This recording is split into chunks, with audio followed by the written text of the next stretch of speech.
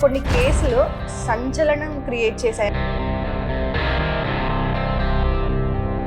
జెన్పల్లి scene alias కోడికత్తి scene. పెట్టిన ఏదైతే మీ ఇంటి పేరు అదంతా కూడా మారిపోయింది ఇప్పుడు. పోలీసుల చుట్టూ, కోర్టు చుట్టూ, జైళ్ళ చుట్టూ కూర్చొనే ఉన్నారు కదమ్మా. లాయర్స్ ఎవ్వరూ కూడా కేసు తీసుకోవడానికి ముందుకు రాలేదు. 5 సంవత్సరాలు జైలు లైఫ్ అనుభవించారు. మరి జైలు లైఫ్ ఎలా అనిపించింది? అంటే మనం జైల్లోకి వెళ్ళిన తర్వాత చాలా విషయాల్లో మనకి అనుభవం వస్తుంది. అంటే వయసులో ఏదో 2 పూటలు అన్నం తిన్నామా, రెస్ట్ తీసుకున్నామా, ఉండాల్సిన వయసు వాళ్ళని.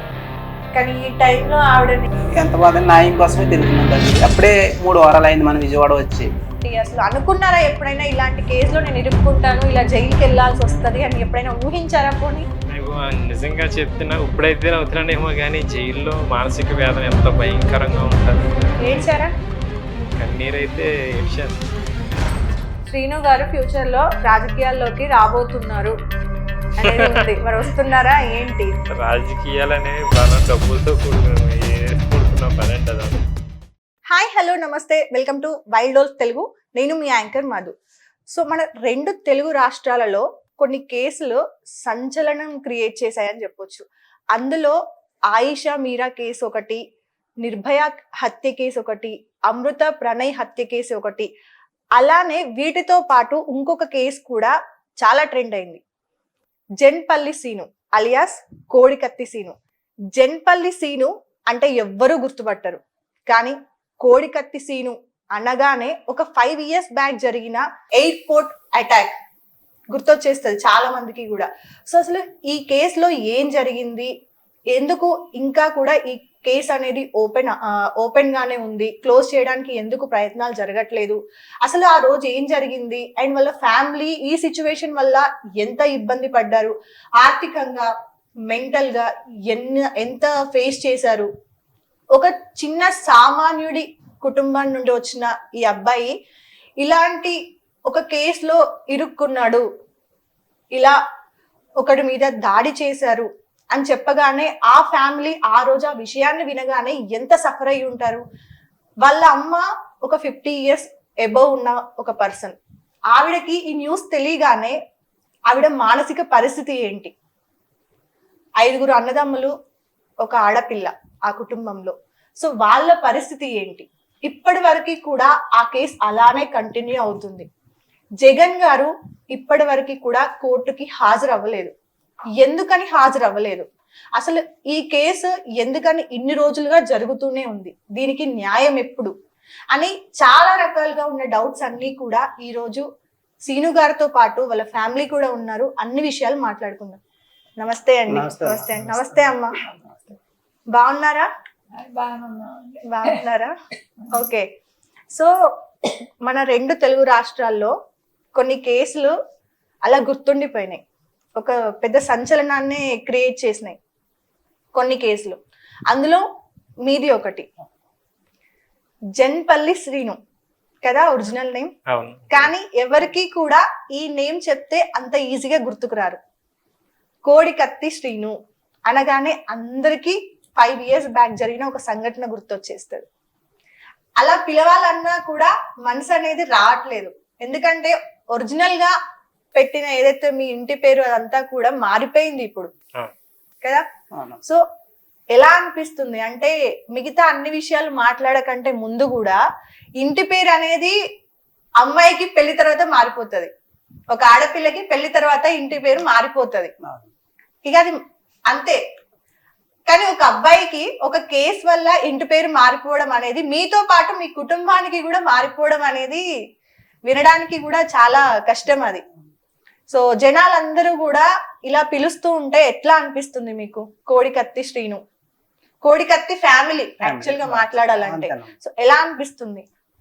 చేశాడు చేయలేదు, కోడికత్తితో దాడని పక్కన పెడితే ఇంటి పేరే మార్చేయడం అనేది మరి ఎంత బాధాకరం అమ్మా. జీవితం లైఫ్ లో ఇంకెంత పోదుగా, ఇంకా చరిత్రలో మా వంశమే పోవాలి తప్ప ఈ కోడికత్తి అనేది ఎప్పుడు రివ్యూ అవుతూనే ఉంటది. కోడికత్తి ఫ్యామిలీ, కోడికత్తి చాలా ఈ విషయానికి వస్తే చాలా కుంగిపోయామమ్మా మేము. అంత కోడికత్తి ఫ్యామిలీ అని పిలిస్తే ఎంత అయినా బాధ. ఇంటి పేరు అయితే చెన్నిపల్లి, కానీ కోడికత్తి ఫ్యామిలీ కింద కుటుంబం పేరు మార్చేశారు, ఇంటి పేరు మార్చేశారు. అనేక విధాలుగా బాధే కదమ్మా మరి. అవును, ఇది తరతరాలుగా ఇంకా ఉండిపోతుంది, అంటే ఒక ముద్ర పడింది ఫ్యామిలీకి. అంతే అమ్మా. రేపు మీ పిల్లలు అయి ఉండొచ్చు, మీ పిల్లలు అయి ఉండొచ్చు, వాళ్ళ పిల్లలు అయి ఉండొచ్చు, అంటే పలానా ఒక కేసు అనేది ఉంది, దాని వల్ల ఇది మారిపోయింది. మర్చిపోతారా లేదా అనేది కూడా తెలీదు.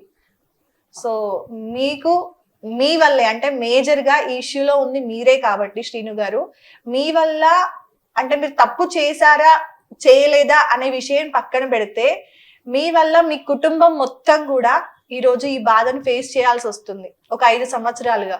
సో ఈ విషయంలో మీరు ఎలా అనుకుంటున్నారు? అంటే కొన్ని విషయాలు అమాంతంగా వచ్చి మీద పడిపోతూ ఉంటాయండి. మన వాటిని మనం ఏం చేయలేం, ఎదుర్కోవడం తప్ప. అలా ఎదుర్కోవాలే తప్ప అంటే కుంగిపోవడం కానీ ఇలా చేయకూడదు. దేన్నైనా ధైర్యంగా ఉండాలి అని నిర్ణయించుకున్నాం. ధైర్యంగా ఫేస్ చేయాలని నిర్ణయించుకున్నాం. కానీ ఈ సమయంలో కుటుంబ సభ్యులు తోడు ఉండడం అనేది చాలా అవసరం, అవునా? అవునండి. నార్మల్ గా అమ్మా నాన్నకి తప్పదు, అవునా, కన్నందుకు వాళ్ళకి తప్పదు. కానీ ఒక అన్న ఇలాంటి సిచ్యువేషన్ లో మీకు సపోర్ట్ చేయడం అనేది చాలా గ్రేట్ థింగ్. బయట ఎంతమంది ఉన్నారు చెప్పండి. అట్లాంటిది ఇలాంటి ఒక పెద్ద కేసులో మీరు ఇరుక్కుపోతే, ఆయన ఒక 5 years నుండి అమ్మతో పాటు నిరాహార దీక్ష చేస్తూ కోర్టుల చుట్టూ, జైలు చుట్టూ, పోలీస్ స్టేషన్ల చుట్టూ తిరుగుతూనే ఉన్నారు. సో ఈ విషయంలో మీ అన్న గురించి మీరు ఏం చెప్తారు? అంటే కుటుంబం విలువలు అనేవి కేవలం సినిమాల్లో మాత్రమే చూపిస్తూ ఉంటారు, కానీ నిజంగా మా జీవితంలో మా కుటుంబంలో అయితే ఆ విలువలు నిజంగా ఉంటాయి. అలా ఉన్నందుకు నేను ఎంతో హ్యాపీగా ఫీల్ అవుతాను అనమాట. ఇప్పటికి ఇలాగే కాపాడుకోవాలి, ప్రతి కుటుంబంలో కూడా ఇలాగ ఉండాలని కోరుకుంటాను. ఓకే, సో ఆ రోజు అంటే ఒక 5 సంవత్సరాల బ్యాక్ వెళ్ళిపోతే మనకి ఒక రోజు సడన్ గా ఒకరి నుండి కాల్ వచ్చి మీ తమ్ముడు, మీ కొడుకు ఇలాంటి ఒక తప్పు చేశాడు అని చెప్పి మొత్తం వైరల్ గా అవుతుంది కదా ఆ టైంలో. సో అసలు మీకు ఎలా తెలిసింది ఈ న్యూస్ అనేది? న్యూస్ అంటే ఆ రోజు నేను పనికి వెళ్ళానమ్మా, 2 kilometerలు పనికి వెళ్ళా. నాకు బైక్ కూడా లేదు, సైకిల్. ఇప్పటికీ కూడా సైకిల్ తొక్కుతాను. ఓకే, సైకిల్ తొక్కుతాప్పుడు ఆ పనికి వెళ్ళినప్పుడు నాకు ఏదో ఒక ఆవిడ ఫోన్ చేసింది, ఏదో ఛానల్ నుంచి ఫోన్ చేశారు. ఫోన్ ఎత్తినప్పటికీ ఇలా సీను మీ తమ్ముడేనా అని అడిగారండి. మా తమ్ముడేనమ్మా, నేను విశాఖ ఎయిర్పోర్ట్ నుంచి ఫోన్ చేస్తున్నానని అడిగారు. ఏంటమ్మా చెప్పండి అని అంటే, ఇలాగా జగన్మోహన్ రెడ్డి గారిపై దాడి చేశారు, ఒకసారి ఇంటికి వెళ్ళి మీరు టీవీ ఆన్ చేసి చూడండి అని అన్నారు. ఇంకా పని మానేసి అదరా సైకిల్ తొక్కుకుంటూ అప్పటికే అలసిపోయి చేసి చెమటలు పట్టేసి ఉన్నాయి. వెళ్ళి టీవీలో చూసినప్పటికీ ఇంకా మన వాడిని గందరగోళంగా ఈ పోలీసు వారు సిబ్బంది అలా పట్టుకుని తీసుకుపోవడం, ఇంకా ఎంతైనా చూడకూడదు ఆ సిచ్యువేషన్ నాకు అంటపడింది. ఇంకా నాకు హృదయం చలించిపోయిందమ్మా. చలించిపోయి ఏంట్రా భగవంతుడా, సరే జరిగింది ఏదో జరిగింది, ఇంకా తర్వాత ఎదుర్కోవాలి కదా, సరే అన్నప్పటికీ ఈ లోకలో మొత్తం అన్ని ఛానళ్ళు కూడా మన ఇంటికి వచ్చినాయి. సిఐ గారు, ఎస్ఐ గారు, పోలీసులు. అప్పటి వరకు అసలు మీడియా అంటే తెలియదు, అసలు ఎవరో తెలియదు, ఎవరి పని వాళ్ళే చేసుకుంటాము. రైతు పనికి వెళ్తాం, రైతే తెలుస్తుంది మనకి, ఇంకెవరి పనులు వాళ్ళు చేసుకుంటాం. అంత చుట్టుముట్టేశారు ముమ్మడివరం పోలీసులు, మీడియా సోదరులు, మొత్తం జనము. అసలు కనీసం అంటే ఆ టైంలో మాట్లాడడానికి బయటికి వెళ్ళడానికి కూడా ఛాన్స్ ఇవ్వరు. ఇంటి చుట్టుముట్టు ముట్టేస్తారు, మొత్తం ముట్టేస్తే అన్నారమ్మా. ఓకే, మీరే చెప్పారా అమ్మగారికి అప్పుడు ఇలా జరిగింది? అమ్మగారు కూడా ఉపదేశ పథకానికి వెళ్ళింది అమ్మ. అప్పటికి గవర్నమెంట్ పని 100 రోజుల పని ఉంటది కదా, ఆ పనికి వెళ్ళింది. ఎక్కడికి దూరంగా వెళ్ళింది. దూరంగా వెళ్ళినప్పటికీ అమ్మకి కబురు ఇచ్చాం. కబురు ఇస్తే అమ్మ వచ్చింది. అమ్మ వస్తుంది కానీ సోకరి పడిపోయింది. ఇంకా ఏంటంటే ఈ జనాన్ని చూసి, పోలీసు వారిని చూసి, మీడియా చూసినప్పటికి పెద్ద వయసు కదా, భరించలేక సోకరికి పడిపోయింది. అప్పుడు కూడా చాలా బాధ అనిపించింది. ఏంట్రా భగవంతుడా ఇటువంటి నరకం మనకి అని చెప్పేసి బాధ. తర్వాత అమ్మ జాగ్రత్తగా కోలుకున్న తర్వాత అప్పటి నుంచి ఇంకా నేనే ఇంకా వెళ్ళిన జాగ్రత్తగా చూసుకుంటూ ఈ కేసు విషయంలో ధైర్యంగా. ఆ సిచ్యువేషన్ తర్వాత ఎన్ని రోజులకి మీరు మీ తమ్ముడిని కలిసారండి? ఒక 5 రోజుల్లో కలిసామమ్మ. అంటే 3 రోజులకి నాకు అబ్దుల్ సలీం గారు ఫోన్ చేశారు, రండి అమ్మా నువ్వునని. నాన్నగారు ఎలాగా రాలేరు కదా. అప్పుడు కూడా డబ్బులు లేవమ్మా సీతలో. వెళ్దామంటే విశాఖపట్నం వెళ్ళాలి, ఉమ్. 2,000 రూపాయలు ఉండాలి ఇద్దరికి, 3 వారం టు విశాఖపట్నం ఛార్జెస్. అప్పుడు ఇలా డబ్బులు లేవు సార్, వద్దాం అనుకున్నాం కానీ మా దగ్గర పరిస్థితి ఇది అని అంటే పాపం ఆయన వేసారు డబ్బులు, రండి నేను వేస్తున్నాను. కానీ ప్రశాంత్ కిషోర్ గారు మీకు ఒక 2 కోట్ల నుండి 3 కోట్ల రూపాయలు ఇచ్చారని, 2-3 ఎకరాల పొలం ఇచ్చారు ఈ కేసు గురించి అని చెప్పేసి బయట ఆరోపణలు వస్తూనే ఉన్నాయి కదా. మరి మీరేమో బస్సు ఛార్జీలకు కూడా డబ్బులు లేవు అంటున్నారు. మరి దీనికి ఏం చెప్తారు? అవి ఆరోపణలు మాత్రమేనమ్మా. ఆ రోజు 2 కోట్లు 3 కోట్లు తమ్ముడు ఈ రోజున రోడ్లు అంపట తిరగవలసిన, ఈ ఛానల్లోకి వచ్చి మాట్లాడవలసిన పరిస్థితి ఎందుకు వస్తుందమ్మా? ఒకసారి అర్థం చేసుకోండి, ఎవరైనా ప్రజలు కూడా అర్థం చేసుకోండి. ఈ రోజున అప్పటి నుంచి 5 సంవత్సరాల నుంచి రోడ్ల మీద తిరుగుతూనే ఉన్నాం, ప్రజల యొక్క చూస్తానే ఉంది, మీడియా సోదరులు అందరూ చూస్తానే ఉన్నారు. ఈ కష్టం ఎంత పరిస్థితి ఎందుకు వస్తుంది? వాళ్ళు 3 కోట్లు 4 కోట్లు ఇస్తే మనకి అది కూడా అర్థం చేసుకోవాలి కదమ్మా. కామెంట్స్ చేసేటప్పుడు కూడా అయ్యో కుటుంబం ఎలా ఉంది, ఎలా తిరుగుతుంది రోడ్డు మీద అనే భావంతో కూడా మానవత దృక్పథంతో ఆలోచించి కామెంట్ చేయాలి ఎవరైనా. రకరకాల కామెంట్స్ చేయకూడదు కదమ్మా, మా హృదయం బాధపడుతుంది కదా. అవును. ఓకే శ్రీను గారు, మీ విషయానికి వస్తే జగన్ గారికి వీర అభిమాని 5 సంవత్సరాల క్రితం, రైట్? అలాంటి జగన్ గారి మీదనే దాడి చేశారు, హత్యా ప్రయత్నం చేశారు అనేది మీ మీద ఉన్నటువంటి కేసు. అది కూడా కోడి కత్తితో చేశారు అనేది ఇక అందరికీ తెలిసిన విషయమే. నిజంగా చేశారా చేయలేదా? చేస్తే ఎందుకని బయట ఉన్నారు, చేయకపోతే ఎందుకని కేసు క్లోజ్ అవ్వలేదు? నేను ఎట్టి పరిస్థితుల్లో నీ కేసు విషయాలు అయితే ఏమీ వెల్లడించడానికి లేదని నేను నా మీద కోర్టు ఆంక్షలతో ఉన్నాను. ఓకే, అందుకోసం అనమాట నేను ఏ విషయాలు కూడా వెల్లడించడానికి లేదు, ఏ విషయాలు కూడా మాట్లాడడానికి లేదు. లేదు. ఓకే, సో సరే, ఆ ఒక క్వశ్చన్ పక్కన పెడితే 5 సంవత్సరాలు జైలు లైఫ్ అనుభవించారు కదా. బయట ప్రపంచం ఒకలా ఉంటది, 4 గోడల మధ్యలో ప్రపంచం ఒకలా ఉంటది, అవునా? మరి జైలు లైఫ్ ఎలా అనిపించింది 5 సంవత్సరాలు? ప్రతి వ్యక్తి అంటే మనం జైల్లోకి వెళ్ళిన తర్వాత చాలా విషయాల్లో మనకి అనుభవం వస్తుంది. ప్లస్ అలాగే కూడా కానీ నేరం అనేది క్షణాల్లో జరిగిపోతూ ఉంటది అనమాట. ఆ విషయాలు వాస్తవం. ఒకవేళ నేరం జరిగిన తర్వాత పరిస్థితి కదా, నార్మల్ క్షణికావేశంలో తీసుకునే నిర్ణయాలు లైఫ్ ని మొత్తం తారుమారు చేస్తాయని మాట్లాడుతూ ఉంటాం. అలానే జరిగింది. లైఫ్ ని కాదు, కుటుంబాలే పతనం అయిపోతా ఉంటాయి. అటువంటి వాళ్ళు నేను ఎంతో మందిని చూశాను అనమాట. వచ్చిన తర్వాత వాడు ఇది నాకు కరెక్ట్ అనిపించింది, బాగా కరెక్ట్ గానే చేశానని 2 రోజులు అనుకుంటాడు, 3వ రోజు నుంచి బాధపడడం మొదలు పెడతాడు. ఎందుకంటే కుటుంబం చితికిపోతా ఉంటది. అలా ఇంకా తరతరాల్లో ఆ ఎఫెక్ట్ అలా చూపిస్తానే ఉంటది. అంటే ప్రతి ఒక్కరికి కూడా లోపల ఉన్న వాళ్ళు కూడా అనుకుంటారు అనమాట, ఎవరో ఇలా చేయకూడదు, మనం బయటికి వెళ్ళినాక ఏదైనా చెప్పాలి అని అనుకుంటా ఉంటారు చాలా మంది. అయితే కొంతమంది అయితే ఇంకా అదే పని మీద వస్తూ ఉంటారు, వెళ్తా ఉంటారు, వాళ్ళకి చెప్పలేము అన్నట్టు. కొంతమంది అలాగే ఉంటారు, ఇలాగ కూడా ఉంటారు జైల్లో. స్టార్టింగ్ లో జైలుకి వెళ్ళగానే ఏమీ అర్థం కాకుండా ఉంటది కొంచెం. అంటే మీకు మానసిక పరిస్థితి ఎలా ఉండే ఫస్ట్ కొన్ని డేస్? నేను కొన్ని డేస్ అంటే కొంచెం నాకు చాలా గాయాలు అయితే అయినాయి అప్పుడు మొదట్లో. ఒక 3 నెలల వరకు కూడా నాకు ఈ గాయాలతోటి బాధపడ్డాను నేను. అంటే మానసికంగా అనేది అప్పుడు నాకు మానసిక ఆలోచన అనేది లేదు, ఈ బాధ ఎక్కువ ఉంది. ఓకే, సో 5 సంవత్సరాలు కదా. ఫస్ట్ సంవత్సరం ఎలా గడిపారు? సెకండ్ సంవత్సరానికి ఎలాంటి ఆలోచనలు వచ్చినాయి? థర్డ్ సంవత్సరానికి ఎలా డెవలప్ అయ్యారు? ఇలా అంటే సంవత్సరం మారుతూ ఉంటారంటారు కదా, సో అలా మీలో ఏం మార్పులు జరిగాయి? నేను ఈ కేసు విషయంలో ఒక 8 నెలలు 9 నెలల వరకు విచారణ ఎదుర్కొంటానే ఉన్నాను. ఓకే, అంటే తీసుకువెళ్ళడం, మళ్ళీ రావడం, తీసుకువెళ్ళడం, రావడం, ఇలా ఎన్ఐ వాళ్ళు తీసుకోవడం, ఇవన్నీ ఇలా గడిచిపోతూనే ఉన్నాయి రోజులు. ఒక సంవత్సరం, ఒక 9 నెలల వరకు గడిచిపోతూనే ఉన్నాయి. మిగిలిన ఒక సంవత్సరం అయితే నన్ను బాగా టైట్ చేస్తారు. లోపల సింగిల్ రూమ్ లో ఉండేవాడిని, లాకప్ వేసేవారు, 24 గంటలు లాకప్ లో ఉండేవాడిని. ఆ తర్వాత నేను రాజమండ్రి వెళ్ళిన తర్వాత సూపరింటెండెంట్ గారు ఒక ఆయన ఉన్నారనమాట. ఆయన లేదు 2000 మంది ఖైదీలు ఒకలో ఒక టైపు, ఈ కుర్రోడు ఒక టైపు, ఏం చేస్తారు ఏంటంటే నేను ఇలా చదువుకుంటాను సార్, లైబ్రరీకి కట్ట వెళ్తానంటే ఆయన ఏమన్నాడంటే అక్కడ మేడం గారు ఉంటారంట, అనంతలక్ష్మి గారు అని, రాజమండ్రిలో. ఆవిడతో మాట్లాడితే అంబేద్కర్ ఓపెన్ యూనివర్సిటీ ద్వారా డిగ్రీ కట్టేద్దాం సార్, ఇప్పుడు రాజకీయ కోణంతో ముడిపడి ఉన్నది కాబట్టి ఇప్పుడు వెళ్ళదు కదా, ఒక 4-5 సంవత్సరాలు 3 సంవత్సరాలు అయితే అయిపోతుంది కదా అంటే, ఓకే మేడం గారు అని నేను అన్ని సర్టిఫికెట్లు అన్ని రాపించుకుంటే ఫ్రీగానే అన్ని. జైల్లో అయితే అన్ని ఫ్రీగానే, ఉచితంగానే. జైల్లోనే ఎగ్జామ్స్ కూడా జరుగుతాయి. అక్కడే డిగ్రీ కట్టి పాస్ అయ్యాను. ఓకే, ఎంత పర్సెంటేజ్ వచ్చింది డిగ్రీలో? 85%. 85% తో పాస్ అయ్యారు. ఇంకా అదే పని కదా, ఇంకా 12 గంటలు చదువుకుంటూనే ఉండేవాళ్ళు ఇంకా.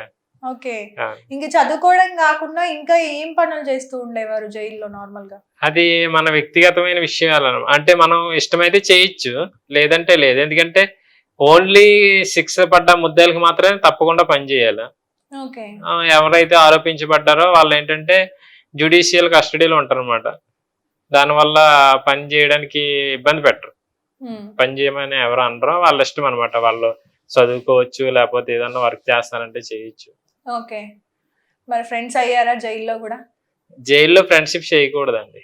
ఓకే, చేయకూడదు అంటే అలాంటి రూల్ ఉందా? రూల్ అనేది ఉండదు, కానీ అది మన వ్యక్తిగతమైన విషయం. జైల్లో ఫ్రెండ్షిప్ మీరు మంచిదిగా. చెప్తున్నారు. అవును. ఓకే, నార్మల్ గా అంటే ఇంకా మీకు వేరే ఆలోచన వేరే ఏది ఉండదు కాబట్టి అక్కడ ఉన్న ఖైదీలతోనే మాట్లాడడము, వాళ్ళతోనే అన్ని షేర్ చేసుకోవడము లైక్ చేస్తూ ఉంటారు కదా నార్మల్ గా, మంచి చెడు ఏదైనా కూడా వాళ్ళు ఏం చేశారు అనేది కూడా మీరు వింటూ ఉంటారు కదా. సో ఒక్కొక్కరి కేసు గురించి మీరు వింటున్నప్పుడు మీకు ఏమనిపించింది? అంటే అందరూ ఆ ప్రపంచంలోకి వచ్చినాక బయట ఎంతమంది ఆ కుర్రోడిని ఎంత నేరస్తుడిగా చూసిన తర్వాత కూడా, కానీ లోపలికి వచ్చిన పరిస్థితులు వేరేగా ఉంటాయి కదా, అక్కడ ఆలోచనలు వేరేగా ఉంటాయి అనమాట. వింటా ఉంటాం అసలు ఎందుకు చేయవలసింది వచ్చింది ఏంటి అనేది కూడా వింటూ ఉంటాం. కొంతమంది అంటే రోజు రోజుకి ఏంటంటే సమాజంలో విలువలు పతనైపోతున్నాయి అనమాట. అంటే కొంతమంది కన్న కూతుర్ని అత్యాచారం చేయడం అంటే ఒక జడ్జి అడిగారట, 6 చేశారట. 6 చేస్తుంటే నేను రియల్ గా చేసింది అనమాట. ఏమయ్యా నీకు కన్న కూతుర్ని ఎలా చేయడం, నీకు ఏమని అసలు నువ్వు మానవత్వం ఉందా అని అడిగితే జడ్జి గారితో అన్నాడంటే ఈ ఖైదీ, లేదంటే నేను ఒక ఇత్తనం వేసుకున్నాం, ఆ ఇత్తనం కాయలు కాసిన తర్వాత ఎవడు తింటాడు సార్, నేనే కదా తినేది అని అన్నాడట.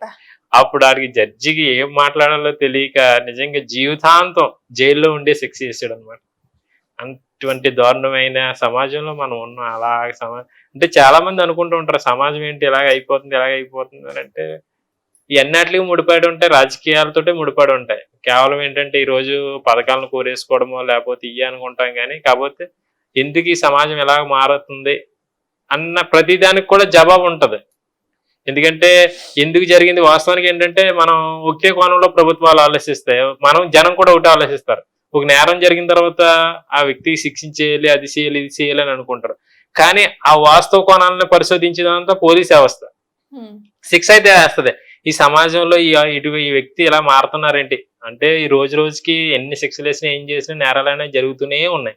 ఎక్కడ ఈ రోజు శత్రువు ఎక్కడో లేడు, మన ఇంట్లోనే ఉంటున్నారు. ఎగ్జాక్ట్లీ, అంటే నార్మల్ గా ఇట్లాంటి వాటి గురించి మాట్లాడుకుంటే కూడా ఇప్పుడు ఈ రోజు మనము ఒక కేసు ఏదన్నా ఒక హత్య జరిగింది, ఇలాంటిది మళ్ళీ జరగకూడదు అంటే ఒక కొత్త చట్టం తీసుకొస్తాము. రేపు పొద్దున ఈ కొత్త చట్టం తీసుకొచ్చిన తర్వాత ఇంకో కేసు వస్తుంది, దానికి ఒక కొత్త చట్టం తీసుకొస్తాం. ఇలా ఎన్ని చట్టాలని గవర్నమెంట్ తీసుకొస్తుంది? మనిషి మార్పు, మనిషి మైండ్ సెట్ ని గవర్నమెంట్ ఎన్ని చట్టాలు తీసుకొచ్చినా ఏం చేయగలుగుతుంది? నేను ఇప్పుడు మిమ్మల్ని ఏదైనా చెయ్యాలి అని ఉంది పగ ఎవరికైనా, బట్ ముందే వాడికి తెలుసు కదా తప్పు చేస్తున్నాను అనేది, ముందే వాడికి ఆలోచన ఉంది. చేసేవాడికి తెలియదా నేను తప్పు చేస్తున్నాను, దీనికి శిక్ష పడుతుంది, నేను అనుభవించాలి అనేది. అయినా సరే తెగిస్తున్నాడు అంటే మార్పు ఎక్కడ జరగాలి? చేసేవాడి మైండ్ మారాలి. అది ఎక్కడ మారుతుంది అంటే అది మానసిక శాస్త్రవేత్తలు నుంచి వాళ్ళు చెప్తా ఉంటారు. అలాంటప్పుడు ఇంటింటికి ఒక డాక్టర్ ఉండాలి. డాక్టర్ అనేది కాదు, చిన్న వయసులోనే ఏ విషయం అయినా కదా. సిగ్మండ్ ఫ్రాయిడ్ కూడా ఇదే చెప్తాడు. 7 సంవత్సరాల నుంచి ఆ మైండ్ లో కొన్ని విషయాలు పాతిపోతా ఉంటాయంట. ఆ పాతిపోయేటప్పుడే 7 సంవత్సరాల నుంచి కూడా వాడికి మంచి విలువలను అర్పించాలని చెప్తా ఉంటాడు అనమాట. ఎగ్జాక్ట్లీ, 7 సంవత్సరాల నుండి మంచి విలువలను నేర్పింది. ఇప్పుడు మీ తల్లిని తీసుకుంటే మీకు మంచి విలువలతోనే మిమ్మల్ని పెంచింది, ఈ స్థాయికి మిమ్మల్ని తీసుకొచ్చింది, అవునా? అయినా సరే మీరు 5 సంవత్సరాలు జైలుకి వెళ్ళారు. మరి దాని అంటే మీ మానసిక పరిస్థితి బాగాలేనట్ట, మీ అమ్మగారు మీకు విలువలు చెప్పనట్ట, లేదంటే మీ మీద హత్య ఎవరైతే చేశారో అని ఆరోపణ చేశారో వాళ్ళు తప్పు చేసినట్ట, అంటే వాళ్ళ సైడ్ నుండి మిస్టేక్ ఉన్నట్ట. సో అంటే ఎలా చూసినా సరే ఇప్పుడు ఒక మీరు సామాన్యమైన వ్యక్తి, అవునా? మీ మీద కూడా ఇలాంటి కేసు వచ్చింది, అవునా? ఒక హత్య కేసు వచ్చింది, అది కూడా ఒక ఏమంటారు రెస్పెక్టెడ్ పొజిషన్ లో ఉన్న ఒక పర్సన్ ని హత్య చేయబోయారు అనేది ఒకటి మీ మీద వచ్చిన కేసు ఇది, అవునా? అంటే మీ మానసిక పరిస్థితి గురించి ఏం మాట్లాడతారు మరి? ప్రస్తుతానికి నా కేసు అయితే లోపల ఉంది. నేను నేరం చేశాను చేయలేదు అన్న నేను విషయాలన్నీ అంటే ఇంకా చేశారా, తేలలేదు. చేయలేదా అనే తె- కంటే తెలియదు. కూడా మీ మానసిక పరిస్థితి ఏంటి అని నా అడుగుతున్నా. మానసిక పరిస్థితి బాగానే ఉంది. బానే ఉంది. మరి బానే ఉన్నప్పుడు ఇలాంటి కేసులో ఎలా ఇరుక్కున్నారు? ఇరుకు కొన్ని అయితే మీద పడిపోతూ ఉంటాయని చెప్పాను కదా. ఓకే, మరి పడిపోయిన నుండి ఎలా బయటికి రావాలనుకుంటున్నారు? మీ ఆలోచన ఏంటి? ఇప్పుడు ఒక గవర్నమెంట్ అనేది కంప్లీట్ గా మీకు ఆపోజిట్ లో ఉంది, అవునా? ఎందుకంటే మీరు హత్య చేశారు అనేది ఉంది కాబట్టి థాట్. ఓకే, సో కంప్లీట్ ఒక జోన్ లో ఉన్నారు ఇప్పుడు మీరు. దాని నుండి బయటకి ఎలా వస్తాను అనుకుంటున్నారు? ఎలా బయటపడాలనుకుంటున్నారు? దీనికి మీరు చేయబోయే ప్రయత్నం ఏంటి ఇప్పుడు మీరు బయటకు వచ్చాక? నేను బయటకు వచ్చినాక మేము చేసే ప్రయత్నాలు ఏమి ఉండవండి. ఎందుకంటే న్యాయస్థానం అక్కడ పరిశోధిస్తుంది అనమాట. ఈ కేసు విచారణ చేస్తుంది. వాళ్ళ సాక్ష్యాలను బట్టి అన్ని బట్టి ఉంటది అనమాట. అవన్నీ చేయవలసింది న్యాయస్థానం. నా కేసు కూడా మొదటి నుంచి కూడా నేను అదే చెప్తాను. నా కేసు అయితే ప్రస్తుతానికి న్యాయ వ్యవస్థలో ఉంది కాబట్టి నేను తప్పు చేశానా చేయలేదని నిర్ణయించవలసింది న్యాయ వ్యవస్థ. ఆ విషయాల కోసం అయితే నేను నార్మల్ చర్చించదలుచుకోవట్లేదు. గా అయితే అంటే మీరు మాట్లాడుతున్న పాయింట్ ని బట్టి మనం నార్మల్ గా అంటే ఈ క్వశ్చన్ నేను మిమ్మల్ని అడుగు, మనం ఏదన్నా తప్పు చేయకపోతే నేను చెయ్యలేదు అనేది స్ట్రాంగ్ గా చెప్తాం. అంతే. అది ఇంట్లో అయినా బయట అయినా ఎక్కడైనా సరే, అది ఏ సిచ్యువేషన్ అయినా సరే, తప్పు చేయకపోతే నేను చెయ్యలేదు, నేను తప్పు చేయలేదు అని స్ట్రాంగ్ గా మాట్లాడతాం. చేసినోడు కూడా స్ట్రాంగ్ గానే మాట్లాడతాడు, ఎందుకంటే వాడు కవర్ చేసుకోవాలి కాబట్టి. ఇప్పుడు మీ పొజిషన్ కి వస్తే అది న్యాయ వ్యవస్థనే చూడాలి అని అంటే, 4 గోడల మధ్యలో నేను కూర్చుంటాను, న్యాయ వ్యవస్థనే చూసుకుంటది ఏదైనా అంటే, అప్పుడు మీరు తప్పు ఒప్పుకుంటున్నట్ట ఒప్పుకోనట్ట? దీనికి మీకు జనాలు కూడా సపోర్ట్ చెయ్యాలి అంటే మీకు కొన్ని రూల్స్ ఉన్నాయి, చెప్పకూడదు అనేది మాకు అర్థమైంది. దానికి నేను అడగట్లేదు. తప్పు చేశారా చేయలేదా అనేది మీకు తెలుసు, మీ ఫ్యామిలీకి తెలుసు. ఎగ్జాక్ట్ గా అయితే మీకే తెలుసు, అవతల ఉన్న వ్యక్తికి తెలుసు, మీకు తెలుసు, ఇద్దరికే తెలుసు. కానీ జనాలు మీకు సపోర్ట్ చేయాలి అంటే మీరు అడగాలి, ప్రయత్నించాలి. నేను తప్పు చేయలేదు అనేది మీ నోట్ నుండి మీరు ఏదో ఒక రకంగా అయినా సరే మీ ప్రయత్నాలు ఉండాలి కదా. నేను ప్రయత్నం చేయను అంటే అది ఎంతవరకు కరెక్ట్? నేను ప్రయత్నం చేయను అని అనట్లేదు. కాకపోతే ఏంటంటే ఇక్కడ నేను బెయిల్ మీద ఉన్నాను ప్రస్తుతానికి. బెయిల్ మీద నా ఆంక్షలు ఏంటి, ఎవరైతే బాధితులు ఉన్నారో నా కేసులో ఆ వ్యక్తి కోసం కానీ, అంటే గౌరవనీయులకు ముఖ్యమంత్రి గారు కాబట్టి ఆయన కోసం కానీ, ప్లస్ ఈ కేసు విషయాల కోసం ప్రస్తావించినట్లయితే నాకు మళ్ళీ బెయిల్ రద్దు చేసే అవకాశాలు ఉంటాయి.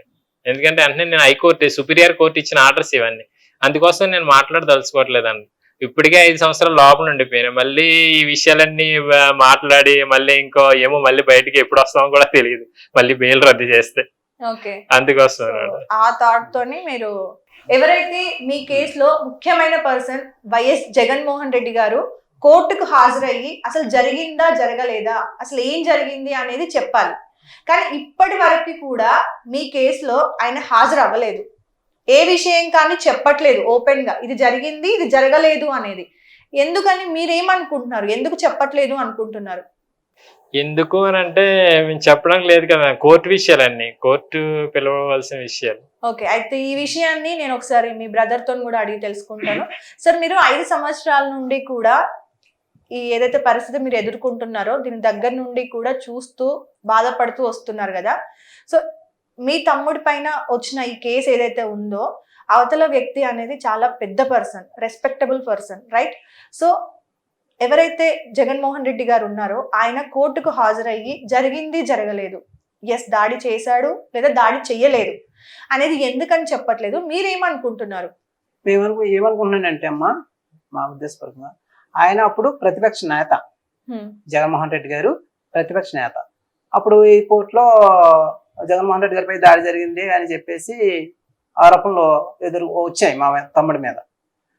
తర్వాత ఆయన 6 నెలలకే ముఖ్యమంత్రి అయ్యారమ్మా. ఆయన మీద దాడి జరిగింది జరగలేదు అన్నది ఎయిర్పోర్ట్ లో ఆ పరిసర ప్రాంతాల్లో జగన్ గారికి తెలియాలి, ఆ చుట్టుపక్కల ఉన్న సైన్యానికి ఆయన సెక్యూరిటీ వాళ్ళకి తెలియాలి, పక్కన ఎవరైతే ఉన్నారో వాళ్ళందరికీ తెలియాలి. బయట ఉన్న వాళ్ళు మనకేం తెలుస్తుందమ్మా? తెలియదు. ఇలా జగన్మోహన్ రెడ్డి గారిపై మీ తమ్ముడు కోడికత్తో దాడి చేశాడు అని ఇలాగా కాలు రావటం, నేను చూడటం, బాధపడటం, ఒక 10 నిమిషాలకే ఒక అరగంట అయినప్పటికీ వైరల్ అయిపోయింది బయటికి మీడియా ద్వారా. ఇలాగ వైఎస్ జగన్మోహన్ రెడ్డి గారిపై కోడికత్తో దాడి ఎయిర్పోర్ట్లో అని చెప్పేసి వైరల్ అయింది. ఇంకా మనం ఏం చెప్పినా జనాలు ఏదైతే కా అంటే కా, కి అంటే కి అది నడిచిన తర్వాత అప్పుడు 6 నెలలకే ఆయన మళ్ళీ అధికారంలో ముఖ్యమంత్రి అయ్యారు. ముఖ్యమంత్రి అయిన తర్వాత మేము ఒకటే కోరుకున్నామండి, అయ్యా మీరు అప్పుడు ప్రతిపక్ష నాయకుడు, మీరు ముఖ్యమంత్రి అయ్యారు, రాష్ట్ర ప్రజలను పరిపాలించే ఒక తల్లి లాంటి వారు మీరు.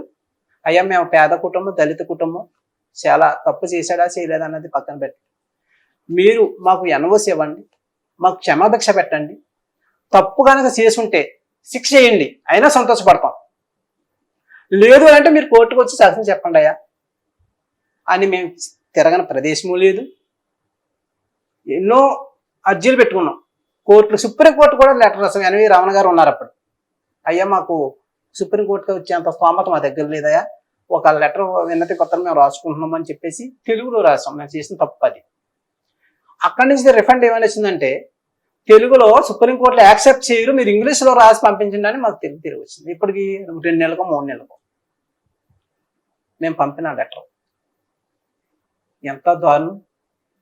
తెలుగులో రాసి పంపితేనే కేసు అర్థం అవడం ఏంటి, అర్థం కాదు. అదే తెలుగులో రాశారు కదా మీరు, ఇది అదే ఇంగ్లీష్ లో రాసి పంపించండి మళ్ళీ మాకు రిఫండ్ తిరిగి వచ్చింది. అది మళ్ళీ ప్రయత్నం చేశారా మరి ఎవరితోనైనా? మళ్ళీ రాయించి మళ్ళీ పంపించాం. దాని తర్వాత ఇంకేమి మనకి రిప్లై రా. ఉన్నత న్యాయస్థానంలో కూడా మన తెలుగు భాష అంత విలువ, మాతృభాష కాపాడండి అనుకుంటున్నారు. ఒక ఏమంటారు, పేద కుటుంబం నుండి ఒక వ్యక్తి తన బాధని తనకు వచ్చిన భాషలోనే చెప్పుకుంటాడు. ఇప్పుడు కోర్టుకు వెళ్ళిపోయి నేను ఇంగ్లీష్ లో మాట్లాడాలి అని అంటే రాంది ఎలా మాట్లాడతారు? అవునా కదా? అక్కడికి వెళ్ళిన తర్వాత జడ్జి గారు అయినా సరే, అమ్మా నువ్వు తప్పు చేసావా, తప్పు చేయలేదా, తప్పు చేయకపోతే ఎందుకు ఈరోజు ఇక్కడ నిల్చుంటావు అని అడుగుతారు. అంతేగాని ఏమంటారు, ఇలా అయితే మీరు ఇంగ్లీష్ లో మాట్లాడండి, హిందీలో మాట్లాడండి, కంఫర్టబుల్ లాంగ్వేజ్ లో మాట్లాడే హక్కు మనకు ఉంది. మనం బతుకుతుంది అసలు మన మాతృభాష తెలుగు. అలా ఏమంటారు ఇంగ్లీష్ లో రాసి పంపించడం అనేది కొంచెం నాకు ఈరోజు షాకింగ్ ఉంది. అది ఓకే, తిరిగే వచ్చింది. మా వాళ్ళు కూడా అదే అన్నారు, మేము సుప్రీంకోర్టు లెటర్ పెట్టాను అన్నారు. అంటే తెలుగులో పెట్టడం వల్ల అది రిటర్న్ వచ్చేసింది, వాళ్ళు ఇంగ్లీష్ లో పంపించమంటున్నారు. అంటే ప్రతిదానికి పార్లమెంట్ లో కూడా అంటున్నారు మాతృభాషను కాపాడండి, ఎవరి భాషను కాపాడుకోవాలి, ప్రతి అంత జడ్జిమెంట్లు కూడా మాతృభాషలో ఇవ్వండి అని మాత్రం మాట్లాడి చెప్తున్నారు పార్లమెంట్ లో కూడా. కాకపోతే అక్కడ వ్యవస్థలు పాటించట్లేదు కదా మెయిన్. ఇప్పుడు మాకు అదే కదా జరిగింది, సుప్రీంకోర్టుకి మా వాళ్ళు లెటర్ పెట్టారు, లెటర్ పెట్టిన తర్వాత మీరు తెలుగులో రాసి పంపించారు, మాకు ఇంగ్లీష్ లో పంపించండి అంటే నేను ఆ విషయం చాలా బాధపడ్డాను నేను. ఓకే, సో తర్వాత కూడా మీరు ఆయన జైల్లో ఉన్నప్పుడు మీరు వెళ్ళి నారా లోకేష్ గారిని పాదయాత్ర సమయంలో కలవడం జరిగింది కదా, ఆయన కూడా మీకు మేము ఉన్నాము, మేము కాపాడుతాము, మేము చూసుకుంటాము, నెక్స్ట్ మన ప్రభుత్వమే వస్తుంది అని హామీలు ఇవ్వడం కూడా జరిగింది కదా. సో అప్పుడు మీకు ఎలాంటి హామీలు ఇచ్చారు? ఎలాంటి హామీలు అంటే అమ్మా, మేము ఇలాగ జగన్మోహన్ రెడ్డి గారిని ఆయన పదవిలో ఉన్న చూపు ఎన్వైసీలు రాసుకుని ఎన్నో లెటర్లు రాసాం. కానీ అప్పుడు మాత్రం ఫోన్ వచ్చింది, సీఎం క్యాంపస్ నుంచి ఫోన్ వచ్చింది. అప్పటికి నేను అమ్మని తీసుకుని రాజమండ్రి, సలీం గారు నేను అలాగ వస్తాను రా తమ్ముడి దగ్గర, మీరు ఇలా రండి అంటే రాజమండ్రి, మా ముమ్మడి వాళ్ళ నుంచి రాజమండ్రి వచ్చాం. వచ్చిన తర్వాత ముందు ప్రకటన చేయాలి, ఎలా అంటే ముఖ్యమంత్రి గారు స్పందించట్లేదు, మేము బ్రతకడానికి ఆర్థికంగా కూడా చాలా ఇదైపోయాము, దారి తొలగట్లేదు, స్పందించట్లేదు, కాబట్టి మేము రేపు నిరాహార దీక్ష చేస్తాం అమ్మ నేను, అప్పుడైనా న్యాయం జరుగుద్దేమో అని చెప్పేసి ఒక ప్రకటన ఇచ్చానమ్మా. ఆ మరునాడు ఫోన్ వచ్చింది, ఇలాగ సీఎం క్యాంపస్ నుంచి ఫోన్ చేస్తున్నామండి, మీరు ఎక్కడ ఉన్నారు ఏంటి, ఇలాగ రాజమండ్రి తమ్ముని చూడకి వెళ్ళామండి అమ్మ నేను, మా లాయర్ గారు కూడా ఉన్నారు, అయితే రండి కూర్చొని మాట్లాడదామని అన్నారండి. అక్కడి నుంచి సరే అని చెప్పేసి లాయర్ గారు మీరు ఎవరున్నా, అప్పుడు ఏమన్నానంటే ఛార్జీలకు డబ్బులు లేవు సార్, ఒక 2 రోజులు టైం ఇవ్వండి, ఇక్కడ నుంచి మేము మళ్ళీ తాడేపల్లి రావాలంటే ఛార్జెస్ అవుతాయి కదా, మేము మళ్ళీ ఇంటికి వెళ్ళి డబ్బులు చూసుకుని అప్పుడు బయలుదేరి వస్తామంటే లేదు ఈవేళ రండి అని అన్నారు. అయితే లాయర్ గారు ఉన్నారని చెప్పాను నేను. అయితే లాయర్ గారు తీసుకురానంటే అప్పుడు లాయర్ గారు 10,000 ఇచ్చి కారు కట్టించి పాపం మాతో పాటు వెళ్ళి తాడేపల్లి సీఎం క్యాంపస్కి వెళ్ళాం. తీరా అక్కడికి వెళ్ళాక సీఎం గారు బిజీ షెడ్యూల్లో ఉన్నారు, తర్వాత కలుస్తాం. మీకు ముందు రమ్మని చెప్పిన పర్సన్ ఎవరు? తాడేపల్లి క్యాంపస్ ఆఫీస్ లో ఉంటారు కదా, వాళ్ళు పిలిచారు. ఓకే, వాళ్ళే పిలిచారు, మీరు వెళ్ళి వాళ్ళనే కలిసారు? అక్కడ కలిసాం, చెప్పిన రోజే వెళ్ళారు, వెళ్ళాం. ఆ రోజు చెప్పిన టైం వరకే వెళ్ళారా? నైట్ బయలుదేరేసాం, తెల్లవారితే పొద్దునే వెళ్ళిపోయాం 10 గంటలకు. వెళ్ళిపోయారు. ఆ. వాళ్ళు చెప్పిన టైం ప్రకారమే మీరు వెళ్ళారు. కానీ చెప్పిన ఆన్సర్ ఏంది, మీరు వెళ్ళిన తర్వాత సీఎం గారు బిజీగా ఉన్నారు బిజీ షెడ్యూల్ ఉన్నారు, నెక్స్ట్ టైం మేము ఎప్పుడైనా కలిసే అవకాశం కల్పిస్తాము అన్నారు. అప్పుడు మీరేం చెప్పారు? మేము ఏం చేసాం, మరి రమ్మంటే ఎంత సార్ ఇంత దూరం ఎలా వచ్చాము, ఇబ్బందులు పడ్డాం కదా అని అంటే, లేదు తర్వాత కల్పిస్తాం అని అన్నారు. వెంటనే ఇంటి తిరిగి వచ్చేసామండి మేము. ఆనాడు నుంచి ఎప్పుడు కూడా మనల్ని మళ్ళీ ఆయన ఫోన్ చేయలేదు, మనం రమ్మని పిలవలే. ఈ టైంలో 4 సంవత్సరాల పాటు అనేక ఇబ్బందులు, పలకరించిన వాళ్ళు లేక 4 సంవత్సరాలు ఏం జరిగింది ఏంటో జనాల్లో ఇది తెలియదు అని ఎవరికి ఎదరికొచ్చి పలకరించే వాళ్ళు కానీ సాయం చేసేవాళ్ళు కానీ ఎవరో లేరు. 4 సంవత్సరాల తర్వాత కోర్టులో సాక్ష్యం జరిగింది. ఎయిర్పోర్ట్ సిబ్బంది అదే అక్కడ ఎఫ్ఐఆర్ రాసిన దినేష్ కుమార్ గారు అని ఆయన ఒక సాక్ష్యం జరిగిందండి. కోర్టు ఫస్ట్ సాక్ష్యం జరిగింది. అప్పుడు జడ్జి గారు అడిగితే, అది సీను కత్తులో చేతిలో మీరు ఏం తీసుకున్నారు అసలు ఏంటంటే, సీను చేతిలో మేము ఒక వాటర్ బాటిల్, 10 రూపాయల నోటు, ఏటీఎం కార్డు, చిన్న అప్పుగొప్పలం అవి తీసుకున్నామని అని అంటే, అది కోడికత్తి సీను చేతిలోనే తీసుకున్నారా అంటే, లేదండి సీను చేతిలో మేము తీసుకోలేదు. మరి జగన్ గారి చేతిలో తీసుకున్నారా అంటే, జగన్ గారి చేతిలో కూడా మేము తీసుకోలేదు, ఆయన చేతిలో తీసుకోలేదు. ఇది 1 గంట ప్రాంతం జరిగింది. 2:30కి బయట నుంచి బచ్చ సత్యనారాయణ మేనల్డ్ మంచి సీన్ అని ఎవరు ఉన్నారు, ఆయన తీసుకొచ్చి ఇస్తే ఆయన చేతిలో తీసుకున్నామని ఆయన దినేష్ కుమార్ గారు ఎయిర్పోర్ట్ ఆయన డిఎస్పీ గారు చెప్పడం జరిగింది. అప్పుడు కొంచెం బయట ఇది వైరల్ అయింది. వైరల్ అయిన తర్వాత అప్పటి నుంచి మనల్ని పలకరించడానికి వచ్చారు. అంటే అప్పుడు ఆటోమేటిక్గా తెలిసిపోయింది ఇది డ్రామా అలా జరిగిందా ఏంటా అన్నది ప్రజలు కొంచెం గ్రహించారు.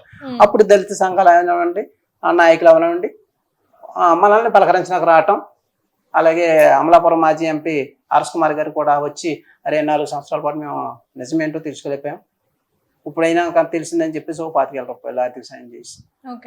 అప్పటి వరకు కూడా, అంటే ఏదైతే సాక్ష్యం జరగక ముందు వరకు కూడా మీకు కోర్టుకు సంబంధించిన ఖర్చులు గానీ, మీరు పోలీస్ స్టేషన్లకి అటు తిరగాల్సిన ఖర్చులు గానీ కూడా మొత్తం మీరే చూసుకున్నారు? అవునమ్మా. మరి ఆ కోర్టు విషయంలో అయితే లాయర్ గారు చూసుకున్నారు. ఈ లోపల మరి మన ఇంట్లో కార్యక్రమాలు, వీడు బయటకు వెళ్ళక ముందు, ఎయిర్పోర్ట్ లో జాబ్కి వెళ్ళక ముందు మనకు పూరి కూర్చుండేదమ్మా. ప్రతి ఏటా కూలిపోయేది అది వర్షాలకి. భయంకరం, పెద్ద ఫ్యామిలీ మంచాలేసి పడుకునే వాళ్ళం. పెద్ద వర్షాలు వస్తే కూలిపోయి, ఈ ఫ్యామిలీ ఎప్పుడే ప్రమాదానికి గురైపోతుంది అని చెప్పేసి, వీడు ఎయిర్పోర్ట్ పనికి వెళ్ళే ముందు, అన్న నువ్వు ఈఎంఐలు అయ్యి ప్రైవేట్గా తీసి మనకి ఇల్లు మొదలుపెట్టు అన్నాడు. అప్పుడు నేను కొన్ని ఈఎంఐలు అప్పులు చేసి ఇల్లు మొదలుపెట్టా. ఫౌండేషన్ వేసాను, అంతే వీడు జైలు పాలైపోయాడు. ప్రతి నెల 20,000 పంపిస్తాయి వీడు, సీట్లు అవి తీసుకొని నేను పంపించేస్తాను అన్నాడు. 3 నెలలు మాత్రమే పంపాడమ్మా, 18 సీట్లు చెప్పిన ఆ సీట్లు కట్ట. అంతే ఈ లోగల్లో మనవాడు జైలు పాలైపోయాడు. సంపాదించి కుటుంబాన్ని పోషించేవాడిని జైలు పెట్టేశారు. ఇంకా మన పరిస్థితి అంశతో పదానికి వెళ్ళాలి, నేను చూస్తే కూలి పనికి వెళ్ళాలి, కుటుంబం నడాలి, ఇల్లు ఏం కడతాం. అలాగా కొన్ని రుణాలు చేసి అలా ఇల్లు నిలబెట్టా. ఆ ఇల్లు నిలబెట్టడం వల్ల ఇవాళ అవి చిన్న అప్పులే పెద్ద అప్పులుగా పెరిగిపోయింది. ఆ రోజు నుంచి ఈ రోజు కూడా ఆర్థికంగా చాలా ఇబ్బంది. ఎంత వరకు ఉండొచ్చు మీరు? 20 లక్షలు ఉందమ్మా. 20 లక్షలు మాత్రమే. నేను చేసేది 15-12 లక్షలు మాత్రమే చేశాను వడ్డీలు. అయితే ఒకటి, అది పెద్ద స్థాయిలో వాళ్ళు కూడా ఇవ్వలే. ఆ డ్వాక్రాలు తీసుకున్న మహిళలు అయ్యి మన మీద నమ్మకం చెప్పిన, ఏదో ఫ్యామిలీ మంచిది, ₹1 వేసి పాలేసి ఇస్తారని చెప్పేసి మనకన్నా పూర్ ఫ్యామిలీ వాళ్ళు డ్వాక్రాలు తీసుకుని అయ్యో ఇల్లు కట్టుకుంటున్నారు పాపం, ఏదో నిలబెట్టుకుంటారని అలా సాయం చేసిన వాళ్ళు అమ్మా. వాళ్ళకి ఇప్పటికీ నేను ఇవ్వలేకపోయాను పాపం. ఆయన మన పరిస్థితిని బట్టి పాపం వాళ్ళు కూడా అర్థం చేసుకుని, వాళ్ళు పేదవాళ్ళే, ఇబ్బందులు పడుతున్నా, అనేక బాధలు పడుతున్నాం. ఆ సమయంలో ఇంకా మాకు ఒక థాట్ వచ్చిందమ్మా, ఎలా అంటే ఇంకా ఎలాగెవరు ఎదురుగాడలే మనం సాయం చేయడానికి. అంతవరకు కూడా మేము ప్రభుత్వానికి, ప్రతిపక్షంలో చంద్రబాబు నాయుడు మన తెలుగుదేశం పార్టీని కూడా మేము అనుసరించలే. తర్వాత పాదయాత్రలకు వచ్చేటప్పుడు లోకేష్ గారు ఫస్ట్ కొండ లోకేష్ గారు కాకినాడ ఉప్పాళ్ళలో యువగలమని సభలు పెట్టి చెప్పేవారు. ఆయన యువగలంలో దళిత గలం అని పెట్టారమ్మా అక్కడ ఉప్పాళ్ళలో. ఓహో దళిత గలం అని పెట్టారు కదా, దళితులకి న్యాయం చేస్తారు కంపల్సరీ, ఈయన మనం ఫ్యామిలీలు కలాల అని చెప్పేసి మేము అక్కడ ఒక ఆయన ఉంటే ఆయన ద్వారా మేము డాక్టర్ బుచ్చిరాజు గారు అప్పటికి ఎమ్మెల్యే గారు కదా, ఆయన ఏదో ప్రోత్సహించారు. ఒక ఆయన తీసుకుని వెళ్ళాడు, పిలిచారు, వెళ్ళాం, పిలిచిన తర్వాత నా గోడు వినిపించుకున్నామండి. వినిపించుకుంటే లోకేష్ గారు అన్నారు, లేదు మనం ఒక 6 నెలల తర్వాత మనం అధికారంలోకి వచ్చేస్తున్నాం, వస్తుండగానే మీ ఫ్యామిలీకి మేము అన్ని విధాలా సహాయపడతాం, మీ ఇంట్లో ఒక ఉద్యోగం ఇచ్చి ఆర్థికంగా సహాయపడతాం, మీ కుటుంబాన్ని అన్ని విధాలా. గవర్నమెంట్ ఉద్యోగం సంథింగ్ గవర్నమెంట్ ఉద్యోగం కదా సార్. Hmm. అమ్మ అంటే మరి కోర్టు కేసు ఉండదు, గవర్నమెంట్ ఉద్యోగం రాలేదుగా. ఇది అవుట్ సోర్సింగ్ ఉద్యోగం అయితే బతకడం కోసం కుటుంబం ఇంకా ఒక తమ్ముడు ఉన్నాడు కదా అని చెప్పి హామీ ఇచ్చారమ్మా, హామీ ఇచ్చారు. ఆ తర్వాత కూడా అంబాజీపేటలో ముఖ్యమంత్రి గారు పాదయాత్రకు వచ్చారు, నారా చంద్రబాబు నాయుడు గారు. ఆయన కూడా ఫ్యామిలీ వెళ్ళి కలిసాం. అప్పుడు సీన్ బయటకు వచ్చాడు, లోకేష్ గారిని కలిసినప్పుడు అయితే సీన్ బయటకు రాలా తమ్ముడు. తర్వాత బయటకు వచ్చి తమ్ముడు తీసుకున్న అమ్మ నాన్న అంత లేకపోయినా ఆనందం కదా, చంద్రబాబు నాయుడు గారికి పెద్ద ఆయన కలాలి అని త్రాపతాయం కదా, వెళ్ళాం. బాబు గారు కూడా అన్నారు, లేదు లేదు మీరు అలా ఉండండి చాలు, నేను అధికారంలోకి వస్తున్నాను, మిమ్మల్ని అన్ని విధాలా చూస్తాను అని అన్నారు, హామీ ఇచ్చారు. తర్వాత కూడా ఆ ఆనందం తట్టుకోవాలి, అయ్యో మనకు సపోర్టింగ్ దొరికింది. తమ్ముడు రావడానికి కూడా కారణం అదే ప్రజానీకం, అదే ప్రతిపక్ష పార్టీలు అన్నీ సహాయపడ్డాయి. ఇప్పుడు చంద్రబాబు నాయుడు గారు ఎలా మాట ఇచ్చారు, అధికారంలోకి వస్తానంటున్నారు అన్న సంతోషంతో మన నియోజకవర్గం ఎమ్మెల్యే గారు దాట్ల బుచ్చిరాజు గారు అయ్యంలో అమ్మ నేను వీడు జాయిన్ అవ్వలేదు కానీ పార్టీలో కూడా జాయిన్ అయ్యామమ్మా. ఎగ్జాక్ట్లీ. ఇప్పుడు అందరికి కూడా ఇదే క్వశ్చన్ అన్నమాట. ఎలాగో ఇప్పుడు మీరు అదే పాయింట్ చెప్పారు కాబట్టి, మీరు జగన్ గారికి వీర అభిమాని అయ్యుండి నేను ఇలా చేయలేదు అని చెప్పి ప్రూవ్ చేసుకోవడమో ఏదో ఒకటి చేయాల్సింది, మీరు వెళ్ళి ఆపోజిట్ పార్టీలో టీడీపీలో జాయిన్ అవ్వడం ఎందుకు జరిగింది, ఎవరైనా ఫోర్స్ చేశారా ఏంటి అనేది చాలా బయటకు వచ్చాయి కదా. అవును, ఫోర్స్ అంటే ఏమిది లేదమ్మా. జగన్మోహన్ రెడ్డి గారు అంటే ఆయనకి అధికారం ఉంది, డబ్బు ఉంది, అన్నీ ఉన్నాయి. ఒక సామాన్యమైన కుటుంబం, ఒక కోర్టుకి వెళ్ళాలన్నా ఎక్కడికి వైద్యానికి వెళ్ళాలన్నా డబ్బు లేని పరిస్థితి. మనకి న్యాయం చేయాలంటే ఆయన కోర్టుకు వచ్చి సాక్ష్యం చెప్పరు. మనం ఏదైనా పిటిషన్ అయితే ఆయన హైకోర్టులో పిటిషన్ వేస్తారు, నాకు లోతైన దర్యాప్తు కావాలని. మనం అక్కడ ఎదుర్కోవడానికి పెద్ద కోర్టుకి వెళ్ళాలని లక్షలు కావాలి, మన దగ్గర లక్షలు లేవు, డబ్బు లేదు. డబ్బు లేని పరిస్థితుల్లో ఎవరో మనకు సహాయం కావాలి అని మేము ఇలా ప్రభుత్వాన్ని మేము కోరుకున్నామండి. మీరు సహాయం చేయండి, ఇలా దళిత కుటుంబం పేద కుటుంబం ఇబ్బంది పడుతున్నాము, మీ సహాయం సపోర్ట్ ఉంటే మేము కొద్ది తేరుకుంటామయ్యా అని అంటే సరే అని మాట ఇచ్చారు. ఆ మాట ప్రకారంగా మేము టీడీపీలో జాయిన్ జరిగింది. ఆ టీడీపీ వారు కూడా మనకు హామీ ఇచ్చారు. మరి ఇప్పుడు అధికారంలోకి వచ్చి 9 నెలలు అయింది కదా, సో మీకు ఇచ్చిన హామీల ప్రకారం ఏమైనా సహాయం మీకు అందిందా ఈ కేసులో? ప్రస్తుతానికి అయితే సహాయం ఏమి అందలేదమ్మా. ఇప్పుడు మొన్న రీసెంట్గా 2 వారాల క్రితం మంగళగిరి టీడీపీ కార్యాలయానికి వెళ్ళాము. వెళ్ళిన తర్వాత అప్పుడు అసెంబ్లీ నడుస్తున్నాయి అని చెప్పేసి నడుతున్నప్పుడు కలవడానికి కుదరదు అని చెప్పేసి వరాల రామయ్య గారు అక్కడ పార్టీ కార్యాలయం ఆయనపై చూసి ఆయన నెక్స్ట్ శనివారం మిమ్మల్ని చంద్రబాబు నాయుడు గారు పిలిపిస్తాను, న్యాయం చేస్తారు అని చెప్పారు. అప్పుడే 2వ వారం అయింది, 3వ వారంలో ఎంటర్ అయింది. మనకు కబురు రాలేదు, ఫోన్ రాలేదమ్మా.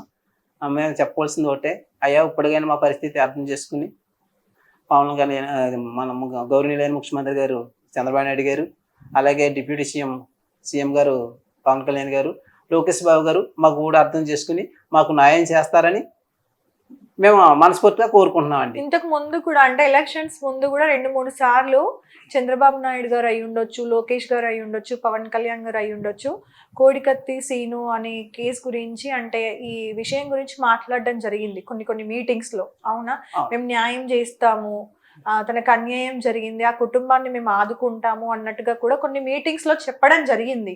సో చెప్పినట్టుగానే ఇప్పుడు వాళ్ళు అధికారంలోకి వచ్చారు కాబట్టి మేబీ అంటే ఈ 9 నెలలు కాస్త పోయిన గవర్నమెంట్ ఏవేవైతే చేసిందో అవన్నీ కూడా చేంజెస్ మళ్ళీ తీసుకురొస్తున్నారు కాబట్టి మేబీ కొంచెం వెయిట్ చేస్తే 1 year లోపు ఏమైనా జరుగుతుందేమో. మీకైతే ఆ థాట్ ఉంది కదా, జరుగుతుంది న్యాయం? థాట్ ఉందమ్మా. గవర్నమెంట్ తలుచుకుంటే ఎంత తల్లి మా సమస్య, ఒక క్షణం కాదు. ఎందుకంటే 5 సంవత్సరాలు అనేక ఇబ్బందులు పడి రోడ్లను పడి తిరిగాం, అప్పుడు కటిక జీవితాన్ని గడిపాం. ఇప్పుడు మా కూటమి ప్రభుత్వం వచ్చిన తర్వాత అదే జీవితాన్ని గడుపుతున్నాం. కొంత దయించి చంద్రబాబు నాయుడు గారు గవర్నీల ముఖ్యమంత్రి గారు అర్థం చేసుకుని మా బాధ, మా కుటుంబాన్ని ఇవాళ రోడ్ల మీద తిరుగుతున్నామంటే గ్రహించి మాకు న్యాయం చేస్తారని ఈ గవర్నమెంట్ మేము ఎదురు చూస్తున్నామండి. అంటే ఇంకా ఇదే అనుకోవాలి, పోయిన పరువుని ఎలాగో తీసుకొచ్చుకోలేము కానీ అట్లీస్ట్ మనిషిని కాపాడుకోవాలిగా. చూస్తూ మనిషిని అయితే వదులుకోలేం కదా. మనిషిని కాపాడుకొని కేసు నుండి బయటకు వస్తే గానీ ఆయనకు ఉద్యోగం రాదు, పెళ్లి చేసుకోవడానికి ఎవరైనా ముందుకు వస్తారు, ఆయనకంటూ మళ్ళీ జీవితం అనేది స్టార్ట్ అవుతుంది. అంతకు మించి ఇంకొక అన్నగా మీరు ఆశించేది కూడా ఏమీ ఉండదు. అంతే కదమ్మా. మరి అవును. ఏదో తమ్ముడిని ఏదో విధంగా మనం బయటికి తీసుకురావాలి. మన మన కూటమి ప్రభుత్వాన్ని అదే కోరుతున్నాను తల్లి. ఆ టైంలో మీరు నిరాహార దీక్ష కూడా చేయడం జరిగింది కదా, అవునమ్మా. అక్కడ ఆయన జైల్లో మీరు బయట ఉండి కూడా నిరాహార దీక్ష చేయడం జరిగింది కదా. అంటే మీరు చేశారు అని అంటే ఏమో కానీ అమ్మ ఆ వయసులో ఆవిడ ఒక 5 రోజుల పాటు నిరాహార దీక్ష చేయడం అనేది అమ్మ ఒక తల్లిగా కొడుకు కోసము అంటే ఏదైనా చేయగలుగుతుంది ఒక తల్లి అనేది మళ్ళీ మీరు నిరూపించారు నిజంగా. అంటే తప్పు చేశాడా చేయలేదా అనేది మనకు అసలు ఎవరికీ తెలియదు, ఆయనకి అక్కడ ఉన్న వాళ్ళకి మాత్రమే తెలుసు. కానీ ఒక తల్లిగా మీరు ఎంత చేయాలో అంత చేశారు. అవునా? చాలా బాధపడ్డారా? చాలా బాధపడ్డారు. అప్పులు అయినాయి మరి. అవునా? ఇంటి మీదకి అప్పుడప్పుడు అవునా అప్పులలో వస్తూ ఉంటారు. కొడుకు ఉద్యోగం చేసుకోవాల్సింది, ఇప్పటికి పెళ్ళి అయిపోయి పిల్లాడో ఉండాల్సిన వాళ్ళు. అవునా? 5 ఏళ్ళు అలా వృధా అయిపోయినాయి. ఏమనుకుంటున్నారమ్మా ఈ కేసు గురించి, మీ కొడుకు గురించి? ముఖ్యమంత్రి గారు చంద్రబాబు నాయుడు గారి దగ్గరికి వెళ్ళామండి, మీటింగ్ అంటే బొజ్జి పాట వెళ్ళామండి. అక్కడ చూసి అమ్మ నీ కొట్టమ్మ నేను ఆదుకుంటాను, నీకు మీ ఇంట్లో జాబ్ ఇస్తాను అని అన్నారండి. మళ్ళా లోకేష్ గారి దగ్గరికి వెళ్ళామండి, కాకినాడ ఇచ్చారండి. మీటింగ్ అని వెళ్ళామండి, మీటింగ్ అని వెళ్తే అక్కడ కూడా ఆయన మాట ఇచ్చారండి, ఇలాగా అదిగా ఉన్నామండి మేము, అన్నీ పోతాము, అన్నీ మేము చూసుకుంటామమ్మా, మేము బాధపడకండి అని కనిపించేసారు. ఓకే. పోలీసుల చుట్టూ, కోర్టు చుట్టూ, జైళ్ళ చుట్టూ తిరుగుతూనే ఉన్నారు కదమ్మా. మరి అందరూ బాగానే ఏమంటారు సపోర్ట్ చేశారా? పోలీస్ వాళ్ళు అయి ఉండొచ్చు, మనకి నాయకులు అయి ఉండొచ్చు, రాజకీయ నాయకులు అయి ఉండొచ్చు, మీకు ఎవరైనా సపోర్ట్ చేశారా? మరి గౌరవంగానే రిసీవ్ చేసుకున్నారా అందరూ మిమ్మల్ని? గౌరవంగానే మాట్లాడారా? జైలుకి వెళ్ళి ఏమంటారు అక్కడికి వెళ్ళి కలిసారా? జైలు దగ్గరికి వెళ్ళి కలిసారా మీ అబ్బాయిని? ఫోన్ లో మాట్లాడడము అట్లా చేశారా? ఏమన్నా బాధపడ్డా మరి ఆ టైంలో మీ అబ్బాయి నేను తప్పు చేశాను, తప్పు చేయలేదమ్మా అని ఏమన్నా చెప్పుకున్నారా మీతో? ఏం చెప్పలేదా? ధైర్యంగా ఉండమని చెప్పారా? ధైర్యం చెప్పారు మీకే. మరి మీ కొడుక్కి మీరు ఎలా ధైర్యం చెప్పారు? బాధపడకు ఏం కాదు అని చెప్పారా? బాధ కాదండి, మాట వచ్చింది కాదు చెప్పడానికి, అలాగొచ్చింది. కానీ ఈ వయసులో మీకు కష్టం రావడం కూడా నిజంగా ఎదుటి వాళ్ళంటే ఇక్కడ ఉండి నాకు అడుగుతుంటే నాకే బాధ అవుతుంది. అంటే ఈ వయసులో ఏదో 2 పూటలు అన్నం తిన్నామా, రెస్ట్ తీసుకున్నామా, నలుగురితో మాట్లాడామా, ఏదో ఉప్పోసకి టీవీ చూసామా అన్నట్టుగా ఉండాల్సిన వయసు వాళ్ళది. కానీ ఈ టైంలో ఆవిడని ఏమంటారు కోర్టు చుట్టూ, జైలు చుట్టూ, ఆఫీసులని ఈ ఆఫీసులని తిప్పడం అనేది మీకెంత బాధాకరమో తిరుగుతున్న ఆమెకి అంతే బాధ. ఎంత బాధ, న్యాయం కోసమే తిరుగుతున్నాం తల్లి. అప్పుడే 3 వారాలు అయింది మన విజయవాడ వచ్చి. అక్కడ మనకి ఉండడానికి అయితే కల్పించారు సలీం గారు, లాయర్ గారు, అలాగే మిగతా నాయకులు చూసుకుంటున్నారు. ఆ సమయంలో మనకి శశి జర్నలిస్టు భాను మేకల ఆయన కలిసారు. అయ్యో పాపం ఇలా బాధపడుతున్నారు, ఇబ్బంది పడుతున్నారు, మిమ్మల్ని పట్టించుకునేవారు లేరా అని చెప్పేసి ఆయన మొన్న వారం తీన్మార్ మల్లన్న గారు ఛానల్కి తీసుకొచ్చారమ్మా, ఆయన ఏదో న్యాయం చేస్తారని తీసుకొస్తే ఆయన కొంచెం ఆర్థిక సాయం చేసి ఆయన స్క్రీన్ పై ఆయన ఆదుకున్నారు. అది చూసి తర్వాత మీ ఛానల్కి మేము రావటం మాకు చాలా ఆనందంగా ఉంది, చాలా ఆనందం ఉంది. ఇదైనా చూసి మాకు మన ప్రభుత్వం స్పందించి మాకు న్యాయం చేస్తుందని చాలా అంటే సార్ ఇలాంటి కేసు ఒకటి వచ్చిన తర్వాత కొన్నిసార్లు థ్రెట్టింగ్ కాల్స్ కూడా వస్తూ ఉంటాయి, చంపేస్తామనో లేదంటే బెదిరింపుల కాల్స్ అంటాం కదా. అట్లా ఆయన జైల్లో ఉన్నప్పుడు మీకేమన్నా బెదిరింపులు కాల్స్ కానీ లేదంటే ఇంకేదన్నా జరగడం కానీ, దాడులు కానీ, ఇంటి మీదకి ఎవరైనా జనాలు అయి ఉండొచ్చు, ఆయన అభిమానులు ఎవరైనా సరే ఇలా జరిగిందని తెలిసిన తర్వాత ఇంటి మీదకి వచ్చి దాడులు చేసే కొన్ని సిచ్యువేషన్స్ కూడా జరుగుతూ ఉంటాయి. అట్లా ఏమన్నా జరిగినాయా మీ విషయంలో? మన విషయంలో అటువంటి ఏం జరగలేదు కానమ్మా. ఫస్ట్ మన సర్వే చేయడానికి ఎయిర్పోర్ట్ నుంచి షిఫ్ట్ వస్తారు కదా, వాళ్ళు సర్వే చేసినప్పుడు మన నియోజకవర్గంలో అంతా కూడా నన్ను ఒకటి అడిగేవారు, సుబ్బరాజు మీ ఫ్యామిలీ గురించి, మీ గురించి మొత్తం అంతా మంచివాళ్ళు, మంచి కష్టపడి బతికే కుటుంబం అండి, అది మంచి ఫ్యామిలీ అని చెప్పారు. కానీ మీ తమ్ముడు ఎలా ఎందుకు చేశాడంటావు అని క్వశ్చన్ వేసేవారు. అంతే కదా. ఇప్పుడు నేను కూడా అదే అడుగుతాను కదా. ఇప్పుడు ఒక ఆడియన్ గా మీరెవరో నాకు తెలియదు, నేనెవరో మీకు తెలియదు. ఇప్పుడు ఈ కేసు గురించి తెలిసిన తర్వాత నేను అందుకే అడిగాను కదా, స్టార్టింగ్ లోనే ఒక క్వశ్చన్ అడిగినాను. ఇంత విలువలతో పెంచిన మీ అమ్మగారు, ఇంత చేసిన మీరు, మరి మీకెందుకు ఇలాంటి ఒక బుద్ధి వచ్చింది? ఎందుకు మీ తమ్ముడు ఇలా చేయాల్సి వచ్చింది? మరి ఆ థాట్ అసలు ఆయనకి ఎందుకు వచ్చింది? ఆయన మీద కోపం ఎందుకు? ఆయన మీద పగ ఎందుకు? ఎందుకంటే ఇట్లా చేసిండ్రు? మీకేమన్నా అన్యాయం జరిగిందా, లేకపోతే మీకేమన్నా అన్యాయం చేశారా ఏంటి అనేది చాలా రకాల ప్రశ్నలు వస్తాయి కదా. సో డెఫినెట్ గా అందరూ ఇదే ప్రశ్న అడుగుతారు. నిజంగా మీ తమ్ముడు మంచోడు అయితే ఎందుకని జైలుకి పోయాడు అని అడిగి సూటిపట్టి మాటలు కూడా చాలా వస్తాయి. ఇప్పటికీ కూడా సూటిపడి మాటలే కాదు, ఏదో వచ్చి పడిపోయింది వాళ్ళకి, ఇప్పుడు బయటికి తీయట్లేదు, వాళ్ళు తర్వాత తీస్తారు, ఇప్పుడు నటిస్తున్నారు. నీతో మానవత్వంతో ఆలోచించే వాళ్ళు ఎవరన్నా ఈ రోజుల్లో? అనేక సూటిపోటు మాటలు వస్తూనే ఉన్నాయి, అలా భరిస్తూనే ఉన్నాం. తప్పదు కదా, అంటూనే ఉంటారు కదా. ఇంకా ఏమంటారు, వీళ్ళు ఇట్లాంటి వాళ్ళే ఉండొచ్చు, ఇంక ఇది కాక ఇంకెన్ని చేసిర్రు, ఇది ఒక్కటి మాత్రం బయటకు వచ్చింది పెద్దది.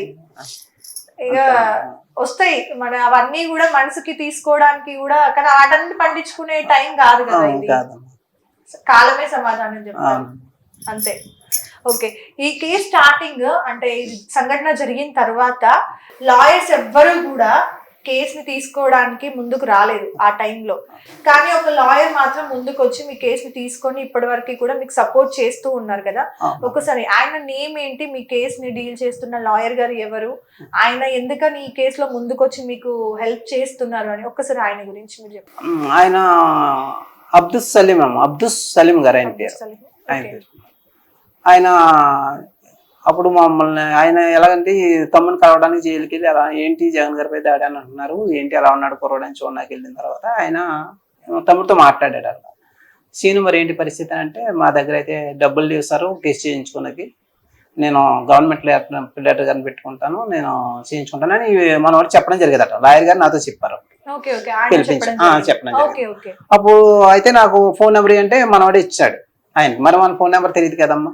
ఇస్తే అప్పుడు నాకు ఫోన్ చేస్తే నేను నా పరిస్థితి నేను చెప్పాను, నా వెర్షన్లో నేను చెప్పాను. సార్ మీరు ఇప్పుడు రమ్మంటే కష్టం సార్, 2-3 రోజులు ఏదో పని చేసుకుని ఆ డబ్బులు ఆ రైతు ఇచ్చాక ఆ డబ్బులు తీసుకుని మేము రావాలి సార్ అన్నాను. పాప ఆయనకి హృదయం చలించిపోయింది. ఎందుకంటే ఆయన చాలా బాధపడ్డారు. ఎందుకంటే అరే కూలి పనికి వెళ్ళి ఆ డబ్బులు ఇవ్వలేదు, వీళ్ళ రైతు డబ్బులు ఇవ్వకపోతే ఈ రోజులో వీళ్ళు రారేమో అనుకున్న భావం కలిగి, లేదు అదమ్మా లేదు నేను పైసలు వేస్తాను రండి అన్నప్పుడు 2,000 రూపాయలు ఆయన వేస్తారమ్మా. వేస్తే అప్పుడు అమ్మని తీసుకుని నేను వెళ్ళిన తర్వాత ఆయన ఇంటికి తీసుకెళ్లారు, ఆ రోజుకు భోజనం పెట్టించారు, మాట్లాడారు. నేను చేస్తాను రా, మీరు అలా నిలబడండి, నేను రూపాయి మీరు ఇవ్వలేదు, నేను చేస్తానని. మళ్ళీ వచ్చేటప్పుడు కూడా అమ్మ పరిస్థితి చూసి అరే ఎలా ఉందమ్మా అని చెప్పేసి మళ్ళీ 1000 రూపాయలు అమ్మ చేతిలో పెట్టి పంపించారు. ఇంతవరకు మనం రూపాయి ఆశించకుండా ఈ కేసు మాత్రం ఆయనే చేస్తున్నారమ్మా. ఆయనకి మాకు దేవుడిచ్చిన వరం ఆయనకి జీవితకాలం మేము రుణపడి ఉంటామని మీ మీడియా ద్వారా మేము తెలియజేస్తున్నాం. తప్పకుండా గుర్తుపెట్టుకోవాలి, ఎందుకంటే ఇలాంటి సిచ్యువేషన్ వచ్చిన తర్వాత ఆయన వాళ్ళు కూడా పగోళ్ళు అవుతారు అమ్మా. అంతే కదమ్మా, అంతే కదా. సొంత కుటుంబీకులే దూరం అయినప్పుడు మన క్యాస్ట్ కాదు ఆయన ముస్లిం, మనం హిందూ, ఆయన మీకు ఆదర్శంగా నిలబడ్డారని కుటుంబాన్ని మనల్ని ఆదరిస్తూ కేసు చూస్తున్నారంటే నిజంగా దేవుడు మనం చేసిన పుణ్యఫలము, మన మంచితనము ఒక వరం ఇచ్చాడు. ఆ వరాన్ని మనం అలా చూసుకోవాలి జాగ్రత్తగా, దాన్ని చెదరగొట్టుకోకూడదు. ఓకే, సో శ్రీను గారు ఇప్పుడు ఏం చేద్దాం అనుకుంటున్నారు? డిగ్రీ పాస్ అయ్యారు కదా, హైయర్ స్టడీస్ ఏమైనా చేద్దాం అనుకుంటున్నారా, లేదంటే ఏదన్నా ఉద్యోగం చూసుకునే ప్రయత్నాలు ఏమైనా చేస్తున్నారా, ఏంటి ఏం చేయాలనుకుంటున్నారు? లేదు, చదువుకుందాం ఇంకా చదవాలనుకుంటున్నారు? మామూలుగా ప్రైవేట్ గానే చదువుతానండి, ఓపెన్ యూనివర్సిటీ ద్వారా చదువుతాను. ఓకే, ఎంబీఏ అట్లా ఏమైనా చేద్దాం అనుకుంటున్నారా? లేదు, పీజీ వరకు చదవాలి, ఇంకా చదువుతాను. ఆప్షన్ చదువు అనేది నిరంతరం చదవచ్చు కాబట్టి తప్పకుండా చదువుకుంటాను. కాబట్టి తప్పకుండా చదువుకుంటారు. ఓకే, ఉద్యోగ ప్రయత్నాలు ఏమైనా చేశారా? చేస్తున్నాను కానీ కాకపోతే ఏంటంటే మనకి ఉద్యోగ ప్రయత్నం అంటే నాకు హోటల్ ఫీల్డ్ టచ్ ఉంది కాబట్టి వెళ్దాం అనుకుంటే వాళ్ళ గమ్ముని తీసుకోవట్లేదు. నేను ప్రయత్నం చేశారా? చేశాను, చేయకుండా అయితే లేను, నేనైతే ఖాళీగా ఉన్నాను ఎక్కువగా, ఎప్పుడే నిరంతరం కష్టపడే ఉన్నాను. అడుగుతుంటే వాళ్ళు కూడా భయపడతారంట, ఎందుకంటే ఎందుకులే మళ్ళీ మా దగ్గర వర్క్ చేస్తే మళ్ళీ మాకు ఇబ్బంది అన్న కోణంలో మాట్లాడతారు. ఓకే, మీరు మాట్లాడుతున్నప్పుడు మీ ముఖంలో నవ్వు అనేది కంపల్సరీ ఉంటుంది. ఓకే, అంటే ఏదైనా సరే ఒక నవ్వుతోనే చెప్తున్నారు. అది ఏమంటారు, తెగింపుతో వచ్చిన స్మైలా, అంటే ఇక ఇవన్నీ చూసి ఏది అవుతుంది, బాధ నుండి వచ్చిందా ఏంటి మీకు అంత ధైర్యం? ధైర్యం అని అంటే ఇంకా నవ్వుతూ ఉన్నానంటే నేను ఎప్పుడు నవ్వుతూనే ఉంటానండి. బాధ వచ్చినా కానీ ఏదొచ్చినా కానీ దేన్నైనా నవ్వుతూ స్వీకరించాలని అనుకుంటాను. కాకపోతే అంత ఎప్పుడైనా బాగా అంటే జైల్లో ఉన్నప్పుడు బాగా లో అయిన సిచ్యువేషన్స్ ఉన్నాయా? అరే నా లైఫ్ ఏంటి అసలు అనుకున్నారా ఎప్పుడైనా, ఇలాంటి కేసులో నేను ఇరుక్కుంటాను, ఇలా జైలుకి వెళ్ళాల్సి వస్తుంది అని ఎప్పుడైనా ఊహించారా పోనీ? అయ్యో! నిజంగా చెప్తున్నా, ఇప్పుడైతే నవ్వుతున్నానేమో గానీ జైల్లో మానసిక వేదన ఎంత భయంకరంగా ఉంటదంటేనండి, ఏడ్చారా?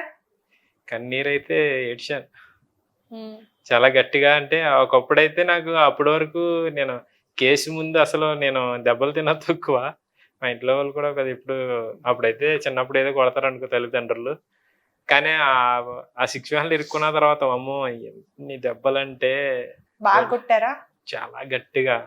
చాలా బాగా తట్టుకోలేకపోయేవాడిని. ఏడుపొచ్చేస్తానే ఉండేది నాకు. బా. కళ్ళంపడి నీరొచ్చేస్తానే ఉండేది. ఒక 3 నెలల వరకు అయితే లెగలేదు నేనసలు. ట్రీట్మెంట్ ఏమన్నా? లోపల ట్రీట్మెంట్ చేసేవారు. ఓకే. జైలు లోపల ట్రీట్మెంట్ చేసి.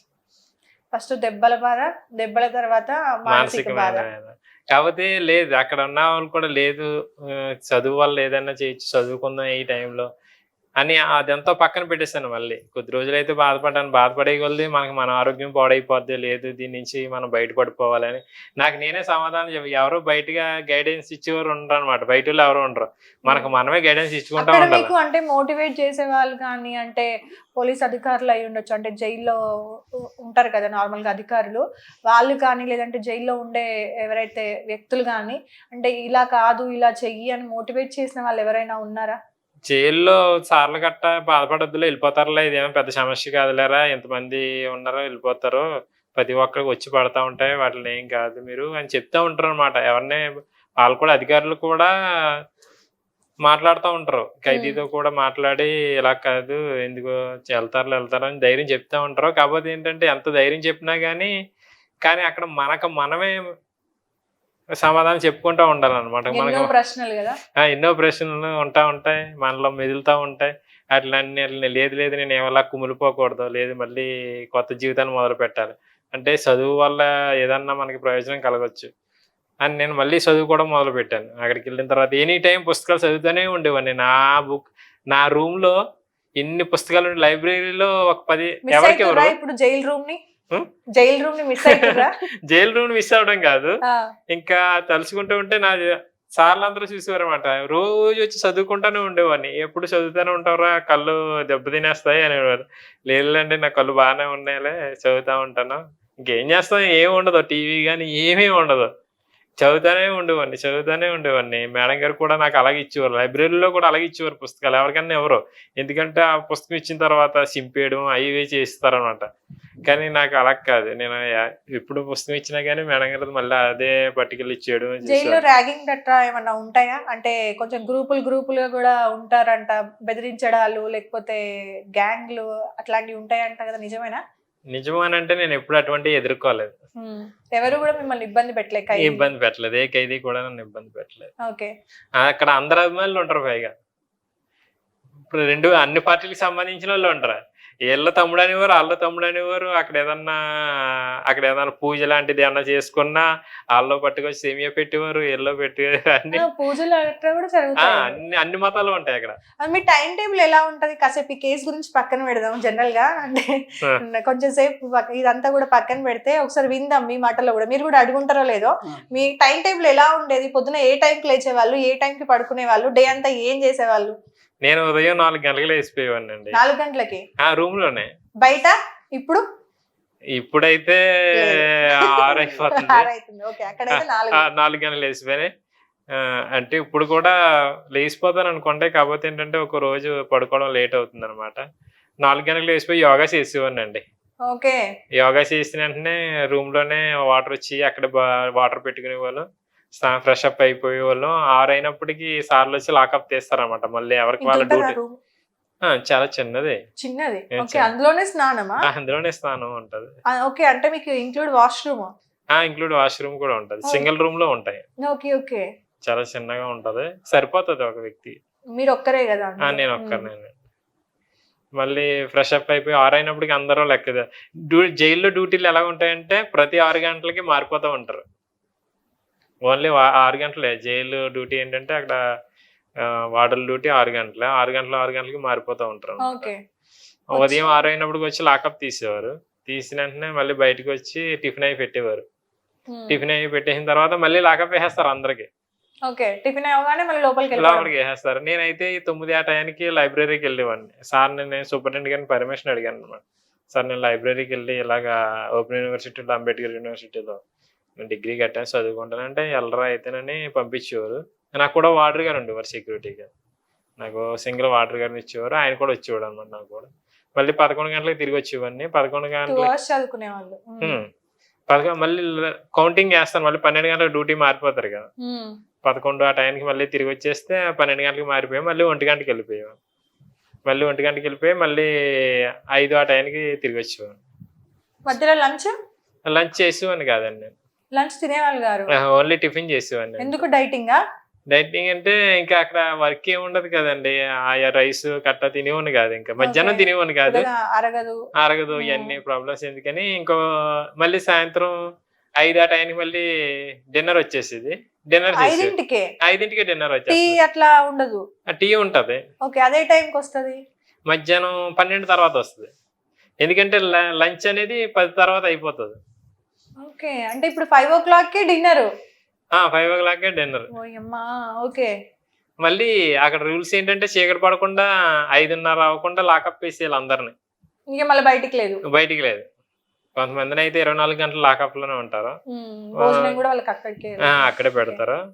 ఎవరికైతే సిటీ పడుతుందో ఎక్కువ లాంగ్ టైం ఎవరు ఉంటారో వాళ్ళని ఓపెన్ చేస్తారు అన్నమాట. ఓకే. ఓకే. సో ఇంకా అంటే పర్మనెంట్ గా లైఫ్ టైం పడిన వాళ్ళందరూ కూడా అంటే నార్మల్ వాళ్ళకి డిఫరెంట్ లైఫ్ ఉంటదా? అంటే వాళ్ళకి డిఫరెంట్ గా టైమింగ్స్ ఉంటుంది. ఉంటాయా? వర్క్ చేస్తూ ఉంటారు. ఏదో వర్క్ అన్ని వర్క్ షాపులు ఉంటాయి అనమాట. వెల్డింగ్ ఉంటది, మళ్ళీ ప్లంబింగ్, అన్ని వర్క్లు ఉంటాయి అక్కడ. టీచింగ్ ఉంటది. ఓకే. ఓకే. ఎవరి వర్క్ వాళ్ళు జాయిన్ అవుతూ ఉంటారు. నేర్చుకునే వాళ్ళు నేర్చుకుంటూ ఉంటారు. ఓకే. అంటే ప్రతి వ్యక్తిని అక్కడ ఏంటంటే జైలు మన చట్టాలు ఏం చెప్తాయంటే శిక్షించడమే ప్రధానమైన విధి కాదు.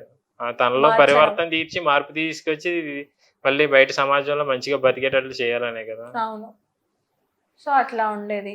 ఫుడ్ ఎలా ఉండేది?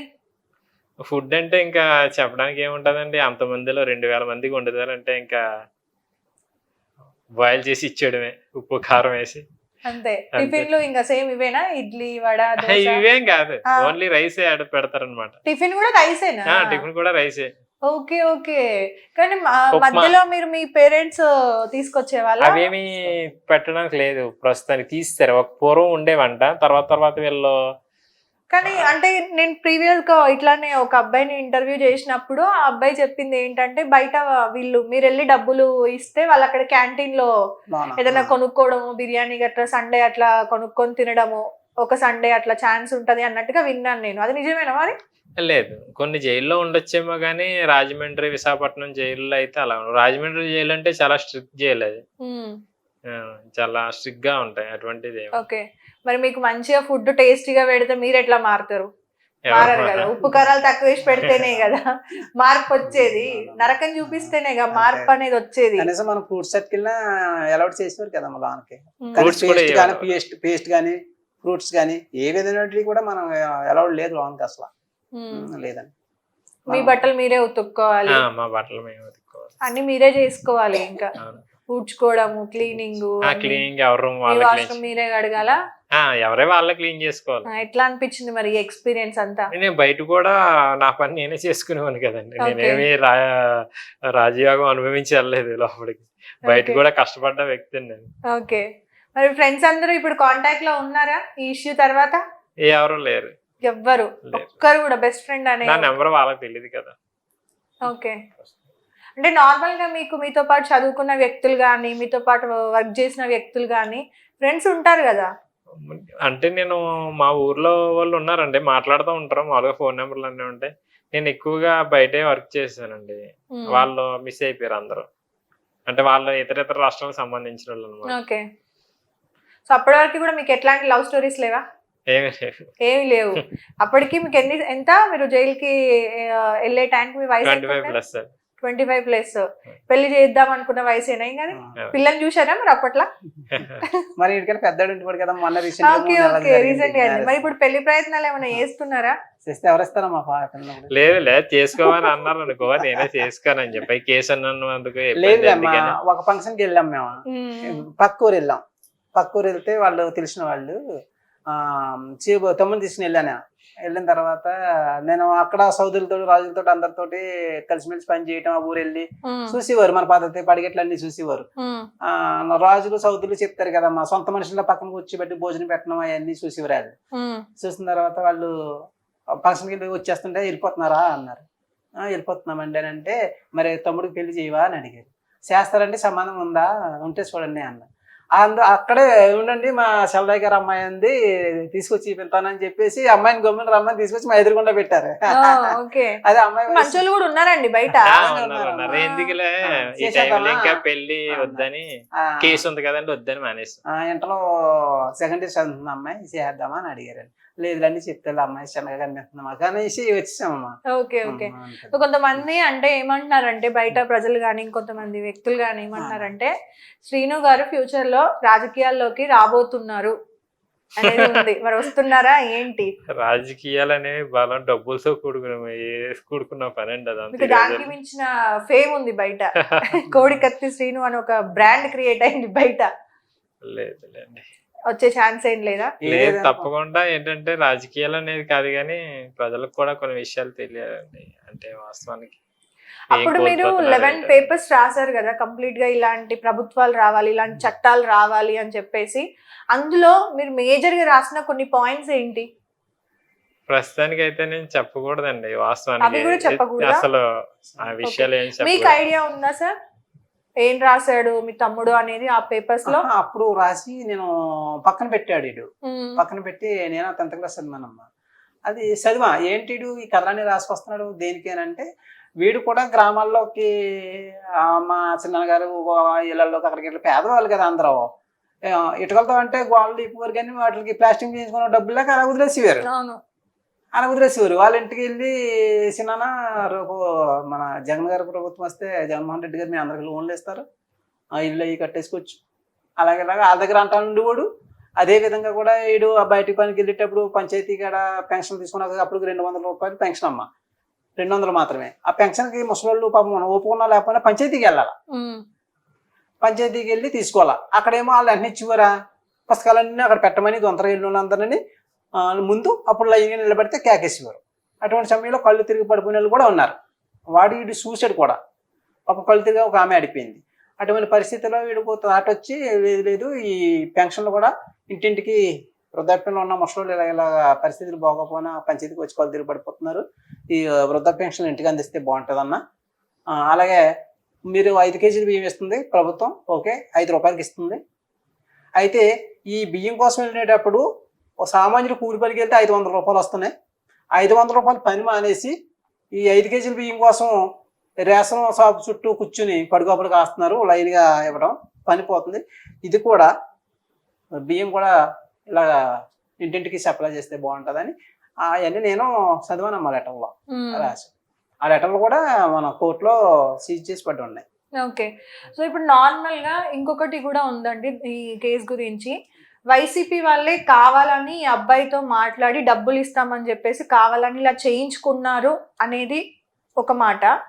లేదు టీడీపీ వాళ్ళు వైసీపీ మీద కక్షతోని ఈ అబ్బాయిని యూజ్ చేసుకొని చేయించారని ఇంకో మాట. ఈ రెండు వాస్తవమా కాదా? వాస్తవమా కాదన్నది ఇది కోర్టులో ఉన్నది కాబట్టి నిజాలు కోర్టు తెలుసాకి కేసుని అప్పుడు వస్తుందమ్మా బయటికి. ఓకే.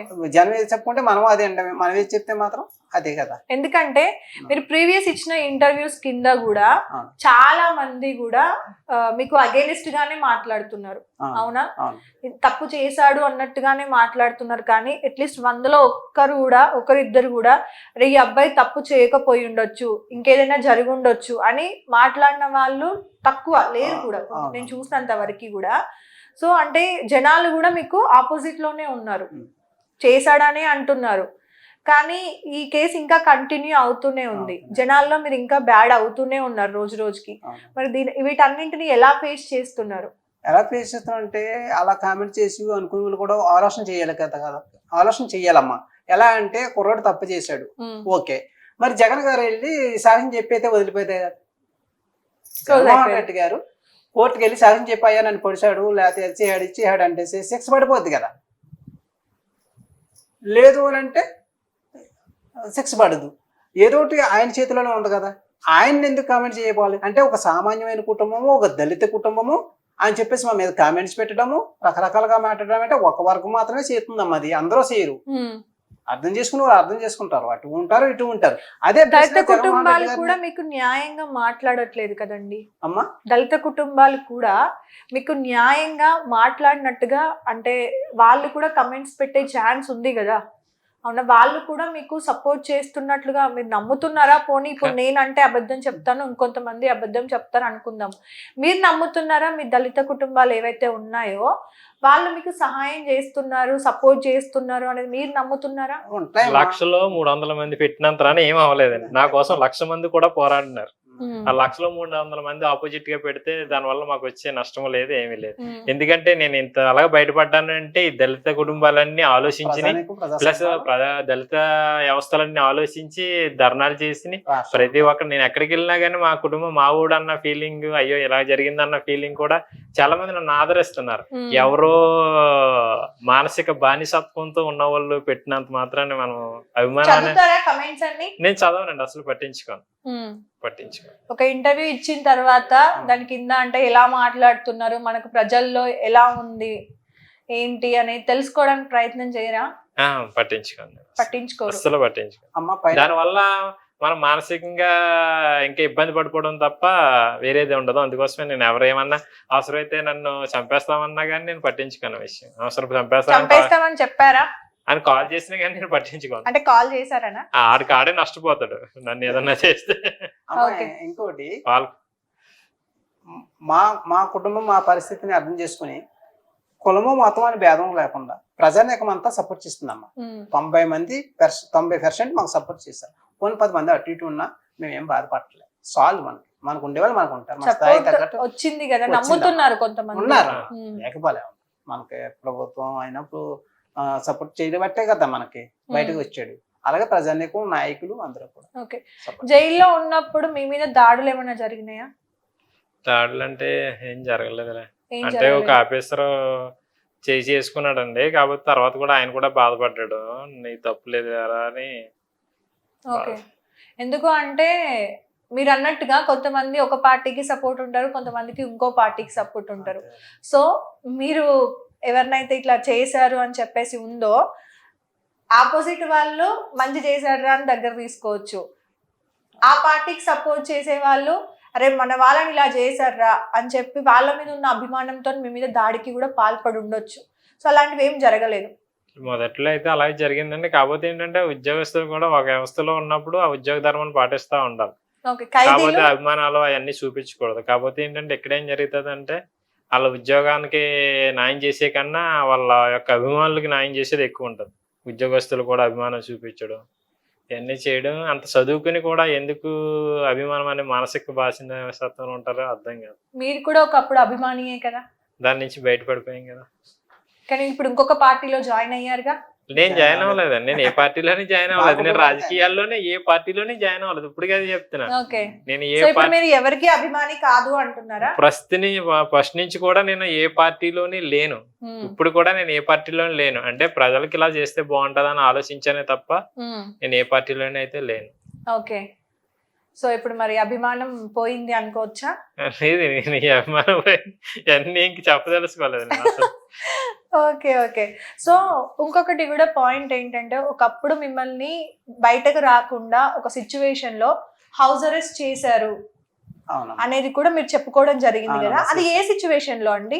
సిచ్యువేషన్ అంటే ఆయన జగన్మోహన్ రెడ్డి గారు ముఖ్యమంత్రిగా ఉన్నప్పుడు గోదావరి మాకు ఇంటి పక్కనే అమ్మా, ఒక మేజర్ కాలవడ్డు, నెక్స్ట్ గోదావరి, భూములన్నీ గోదావరి కోతకు గురవుతూ ఉంటాయి.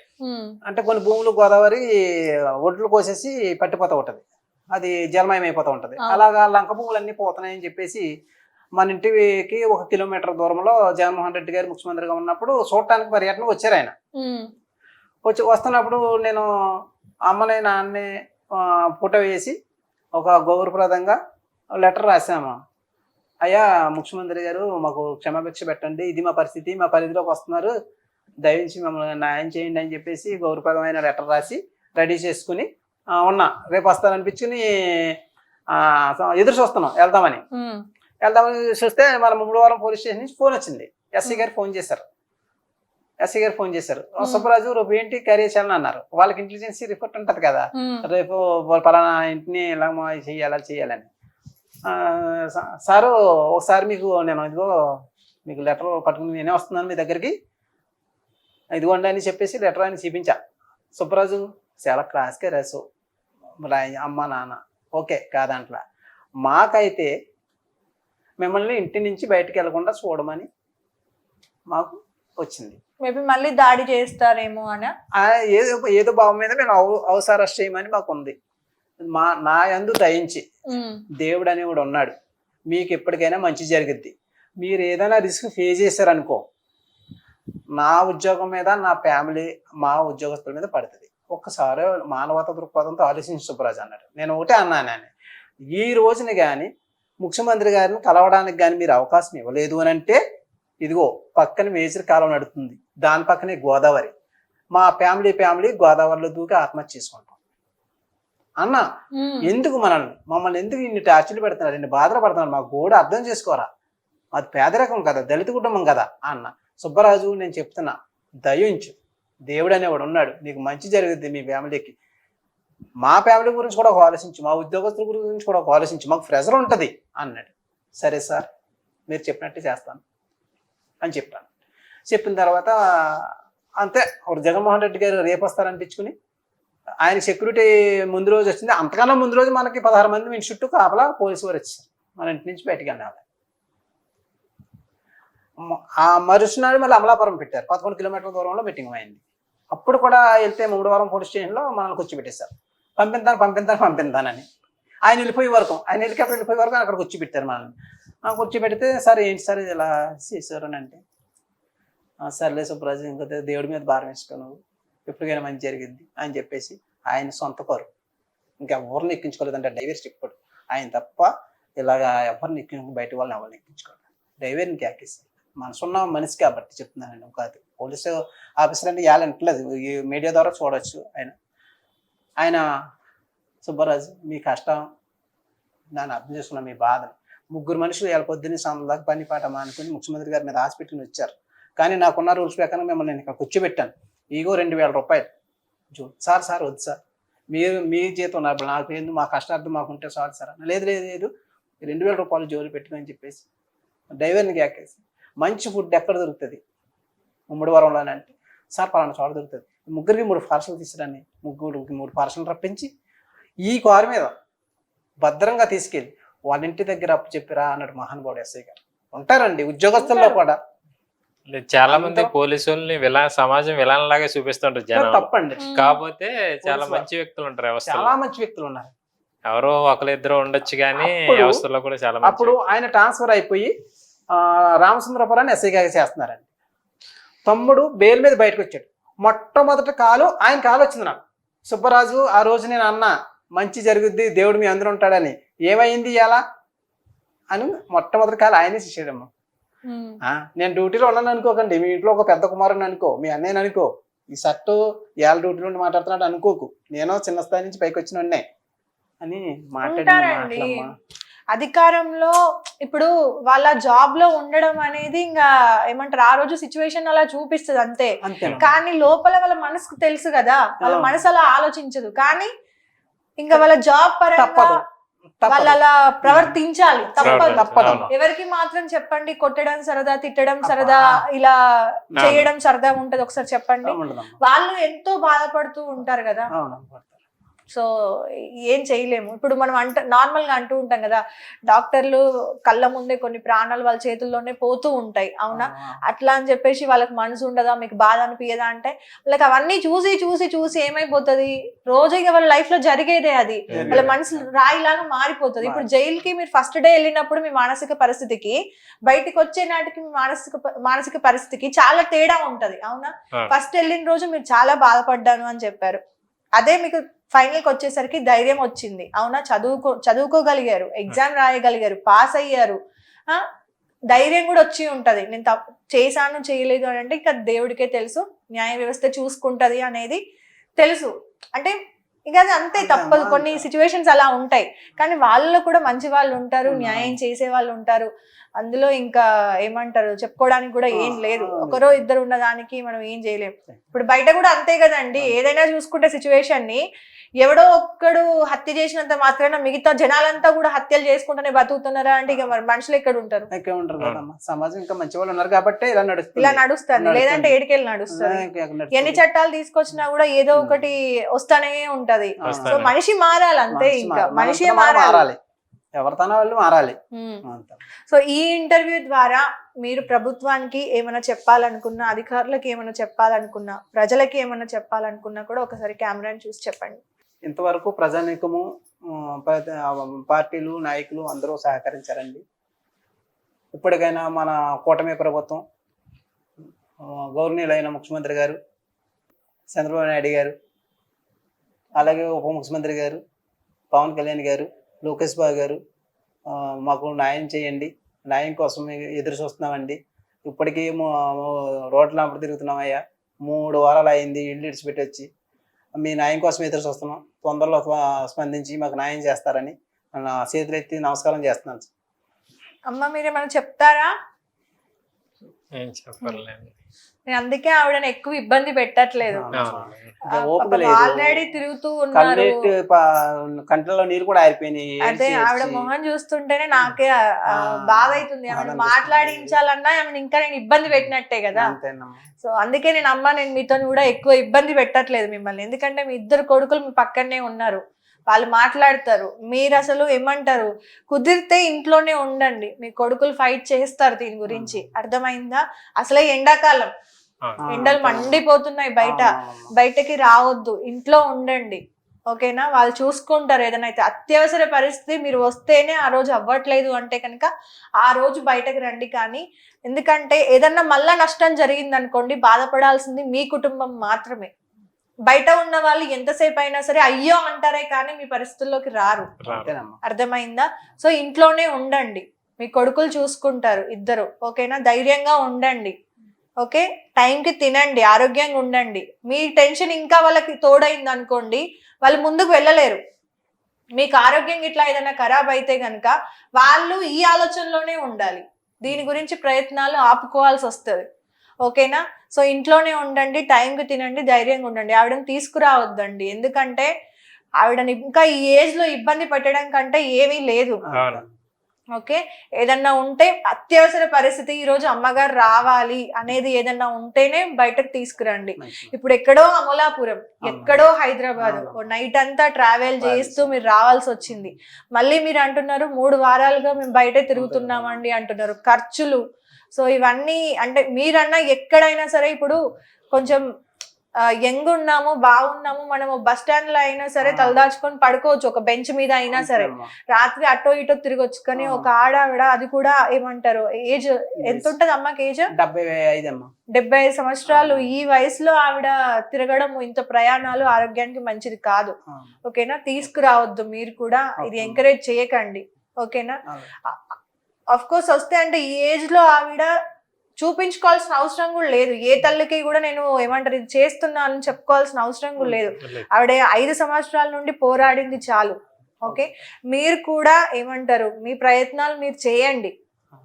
ఒకవేళ చేస్తే శిక్ష తప్పదు, చేయకపోతే అంతే నిజాయితీగా బయటకు వస్తారు. ఓకే, తర్వాత అయినా సరే ఎలాంటి పరిస్థితుల్లోకి వెళ్లకుండా జాగ్రత్తగా ఉంటూ జాగ్రత్తగా మీ కుటుంబాన్ని చూసుకుంటూ ఈ 5 సంవత్సరాలు మీతోనే ఉన్నారు వాళ్ళు, వేరే ఏది చేసుకోకుండా. నిజంగా మీరు అట్లీస్ట్ డిగ్రీ పాస్ అయ్యి మీ లైఫ్ లో ఏదో ఒకటి చేసుకున్నారు, కానీ ఆయన 5 సంవత్సరాల నుండి మీ ఏంటే తిరుగుతున్నారు, మీ కేసు చుట్టే.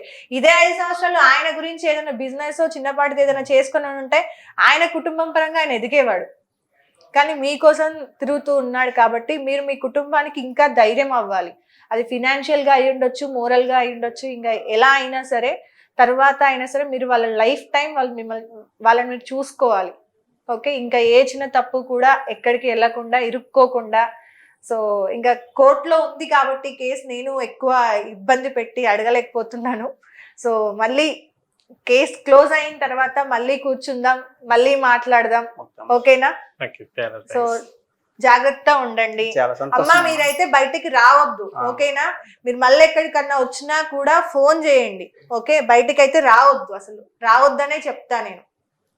ఈ రోజున మీ ఛానల్కి వచ్చి మిమ్మల్ని కలిసి మాట్లాడినందుకు మాకు చాలా ఆనందంగా ఉందండి. సోదరు థ్యాంక్ యూ అండి, థ్యాంక్ యూ, సంతోషం అమ్మా. థ్యాంక్ యూ సో మచ్ అండి. మీడియా సోదరులందరికీ కూడా నా హృదయపూర్వక నమస్కారాలు తెలియజేస్తాను. ఎస్, ఒక్కటే అండి, ఎప్పుడైనా కూడా అంటే తప్పు చేయలేదు అనేది నిర్ధారణ అవడానికి కొంచెం టైం పడుతుంది, మంచికి కొంచెం టైం ఎక్కువ అంతే. చెడు తొందరగా స్ప్రెడ్ అవుతుంది కానీ ఉండదు, పోతుంది. సో మీరు నమ్ముతున్నారు కదా మీ అబ్బాయి తప్పు చేయలేదు అనేది. ఇప్పుడు ఆయన మీ తమ్ముడు అనే కంటే కూడా నాకు తెలిసి మీ కొడుకు కంటే ఎక్కువ కూడా చూసుకుంటున్నారు, తండ్రి. ఇప్పుడు కానీ తండ్రి స్థానంలో ఉండి మీరు చూసుకుంటున్నారు కాబట్టి మీ అబ్బాయి తప్పు చేయలేదని మీరు నమ్ముతున్నారు. సో జనాలు, కోర్టులు, న్యాయ వ్యవస్థలు అందరూ కూడా నమ్మే ఒక రోజు వచ్చి ఉండొచ్చు, వస్తుందేమో, చూద్దాం, వెయిట్ చేద్దాం. సో అదండి మన కోడికత్తి సీను అండ్ ఆయన ఫ్యామిలీ ఈరోజు మొత్తం అన్ని విషయాలు మాట్లాడడం జరిగింది. చేశాడా చేయలేదా అనే ప్రశ్న నేనైతే మీ అందరి తరపున అడగడం జరిగింది. బట్ ఆయనకున్న లిమిటేషన్స్ వల్ల కొన్ని విషయాల గురించి మాట్లాడకూడదు, మాట్లాడితే రూల్స్కి అగెయినెస్ట్గా వెళ్ళినట్టు కాబట్టి ఆయన కూడా కొన్ని విషయాలు ఓపెన్గా మాట్లాడట్లేదు. ఎస్, ప్రీవియస్ ఇంటర్వ్యూస్ కింద నేను కమెంట్స్ చెక్ చేసింది ఇదే ఉందన్నమాట. ఎందుకని యాంకర్స్ ఈ క్వశ్చన్ అడగట్లేదు, ఒకవేళ తప్పు చేయకపోతే శ్రీను గారు ఎందుకని చెప్పేసి నేను చెయ్యలేదు అనేది స్ట్రాంగ్ గా చెప్పలేకపోతున్నాడు, చేసిందా చేయలేదా అనేది ఎందుకు చెప్పలేకపోతున్నాడు అనేది మీరు అడుగుతున్నారు కదా. సో ఏదైనా సరే ఇంటర్వ్యూ మొత్తం చూడండి. తనకి ఉన్న లిమిటేషన్స్ వల్ల తను ఆ కేసుకి సంబంధించింది బయట మాట్లాడకూడదు. ఒకవేళ మాట్లాడితే రూల్స్ కి అగెయినెస్ట్ గా వెళ్ళినట్టు ఇప్పుడున్న బెయిల్ కూడా క్యాన్సిల్ అయ్యే ఛాన్సెస్ ఉంటాయి. సో తనకి కూడా ఆ భయం ఉంటది, ఫ్యామిలీకి కూడా ఆ భయం ఉంటది. అండ్ ఇంకొకటి ఏంటంటే తప్పు చేశాడా చేయలేదా అనేది పక్కన పెడితే మీరు ఏది నమ్ముతున్నారు? ఒక సామాన్యమైన వ్యక్తి ఆయన ఒక మనిషిని చంపాలి అనే ఆలోచన వస్తుందా అసలు అలాంటి వ్యక్తికి? ఒకవేళ వస్తే అసలు ఎందుకు వచ్చింది, ఎందుకు రావాల్సి వచ్చింది, ఆయనకి అతను ఆపోజిట్ లో ఉన్న పర్సన్ కి ఏంటి గొడవలు, ఇవన్నీ కూడా పోల్చుకోవాలి. కాబట్టి సో ఈ ఇంటర్వ్యూ చూసిన ప్రతి ఒక్కరు కూడా మీ ఒపీనియన్ ఏంటి అనేది కింద కమెంట్ బాక్స్ లో షేర్ చేయండి. మీరు పెట్టే ఏదైతే కమెంట్స్ ఉంటాయో ఆయనకి న్యాయం జరగడానికి ఎంతో కొంత సాయం అవుతూ ఉండొచ్చు, చెప్పలేము. మేబీ మీరందరూ కూడా, బయట ఉన్న జనాలందరూ కూడా తను తప్పు చేసి ఉండలేదేమో, ఈ కేసు తొందరగా క్లోజ్ అవ్వాలి, వాళ్ళకి న్యాయం జరగాలి అనేది మీకు కూడా ఆలోచన ఉంటే మేబీ వాళ్ళకి 1% అయినా మీ ఒపీనియన్ హెల్ప్ అవుతుందేమో. సో చూద్దాం ఈ కేసు ఇంకా ఎప్పటి వరకు నడుస్తుంది, ఎప్పుడు కేసు క్లోజ్ అవుతుంది అనేది కూడా వెయిట్ చేయాలి. అందరితో పాటు మేము కూడా, మీతో పాటు మేము వెయిట్ చేయాలి. సో మీకు న్యాయం జరగాలని మనస్ఫూర్తిగా మా wild wolf channel, Telugu channel కోరుకుంటుంది. సో అండ్ ఇంకొకటి కూడా, వాళ్ళు ఆర్థికంగా ఇబ్బందులు పడుతున్నారు. సో ఎవరైనా సరే ప్రజల నుండి వాళ్ళకి సహాయం చెయ్యాలి అనుకుంటే ఎంతో కొంత మీకు తోచినంత సహాయం వాళ్ళకి చెయ్యండి, ఏదో ఒక రూపంగా వాళ్ళకి హెల్ప్ అవుతుంది. ఎందుకంటే వాళ్ళు అమలాపురం నుండి విశాఖపట్నంకి, హైదరాబాద్కి ఎక్కడ సీఎం ఉన్నారు, ఎక్కడ ఎవరు ఉన్నారు అనే అధికారులను కలవడానికైనా సరే చాలా ఖర్చులు అవుతున్నాయి. సో వాటన్నింటినీ కూడా ఏమంటారు భరించడానికి ఇప్పుడు వాళ్ళకి అంత స్తోమత లేదు. సో ఎవరన్నా సరే సహాయం చేయడానికి రెడీగా ఉన్న వాళ్ళని కాంటాక్ట్ అవ్వచ్చు. లేదంటే మా ఛానల్ని కాంటాక్ట్ అయితే కనుక మేము వాళ్ళకి ఆ డబ్బుల్ని అందజేస్తాము. ఎవరన్నా కూడా ఈ ఇంటర్వ్యూ చూసిన తర్వాత మీకు సహాయం చేయాలి అనుకొని మా దగ్గరికి అప్రోచ్ అయితే మేము డెఫినెట్గా ఆ మనీ అనేది మీకు ట్రాన్స్ఫర్ చేస్తామండి. ఓకే, చూద్దాం. మీరు అన్నట్టుగానే ప్రజల్లో మంచి వాళ్ళు కూడా ఉన్నారు కదా. సో అదండి, ఈ వీడియో కనుక మీకు నచ్చినట్లయితే please do like and share and subscribe to wild world Telugu. అలాగే మీ ఒపీనియన్ ని కమెంట్ బాక్స్ లో మెన్షన్ చేయడం మాత్రం మర్చిపోకండి. నెక్స్ట్ ఇంటర్వ్యూలో మరో గెస్ట్ తో కలుద్దాం. Thank you so much.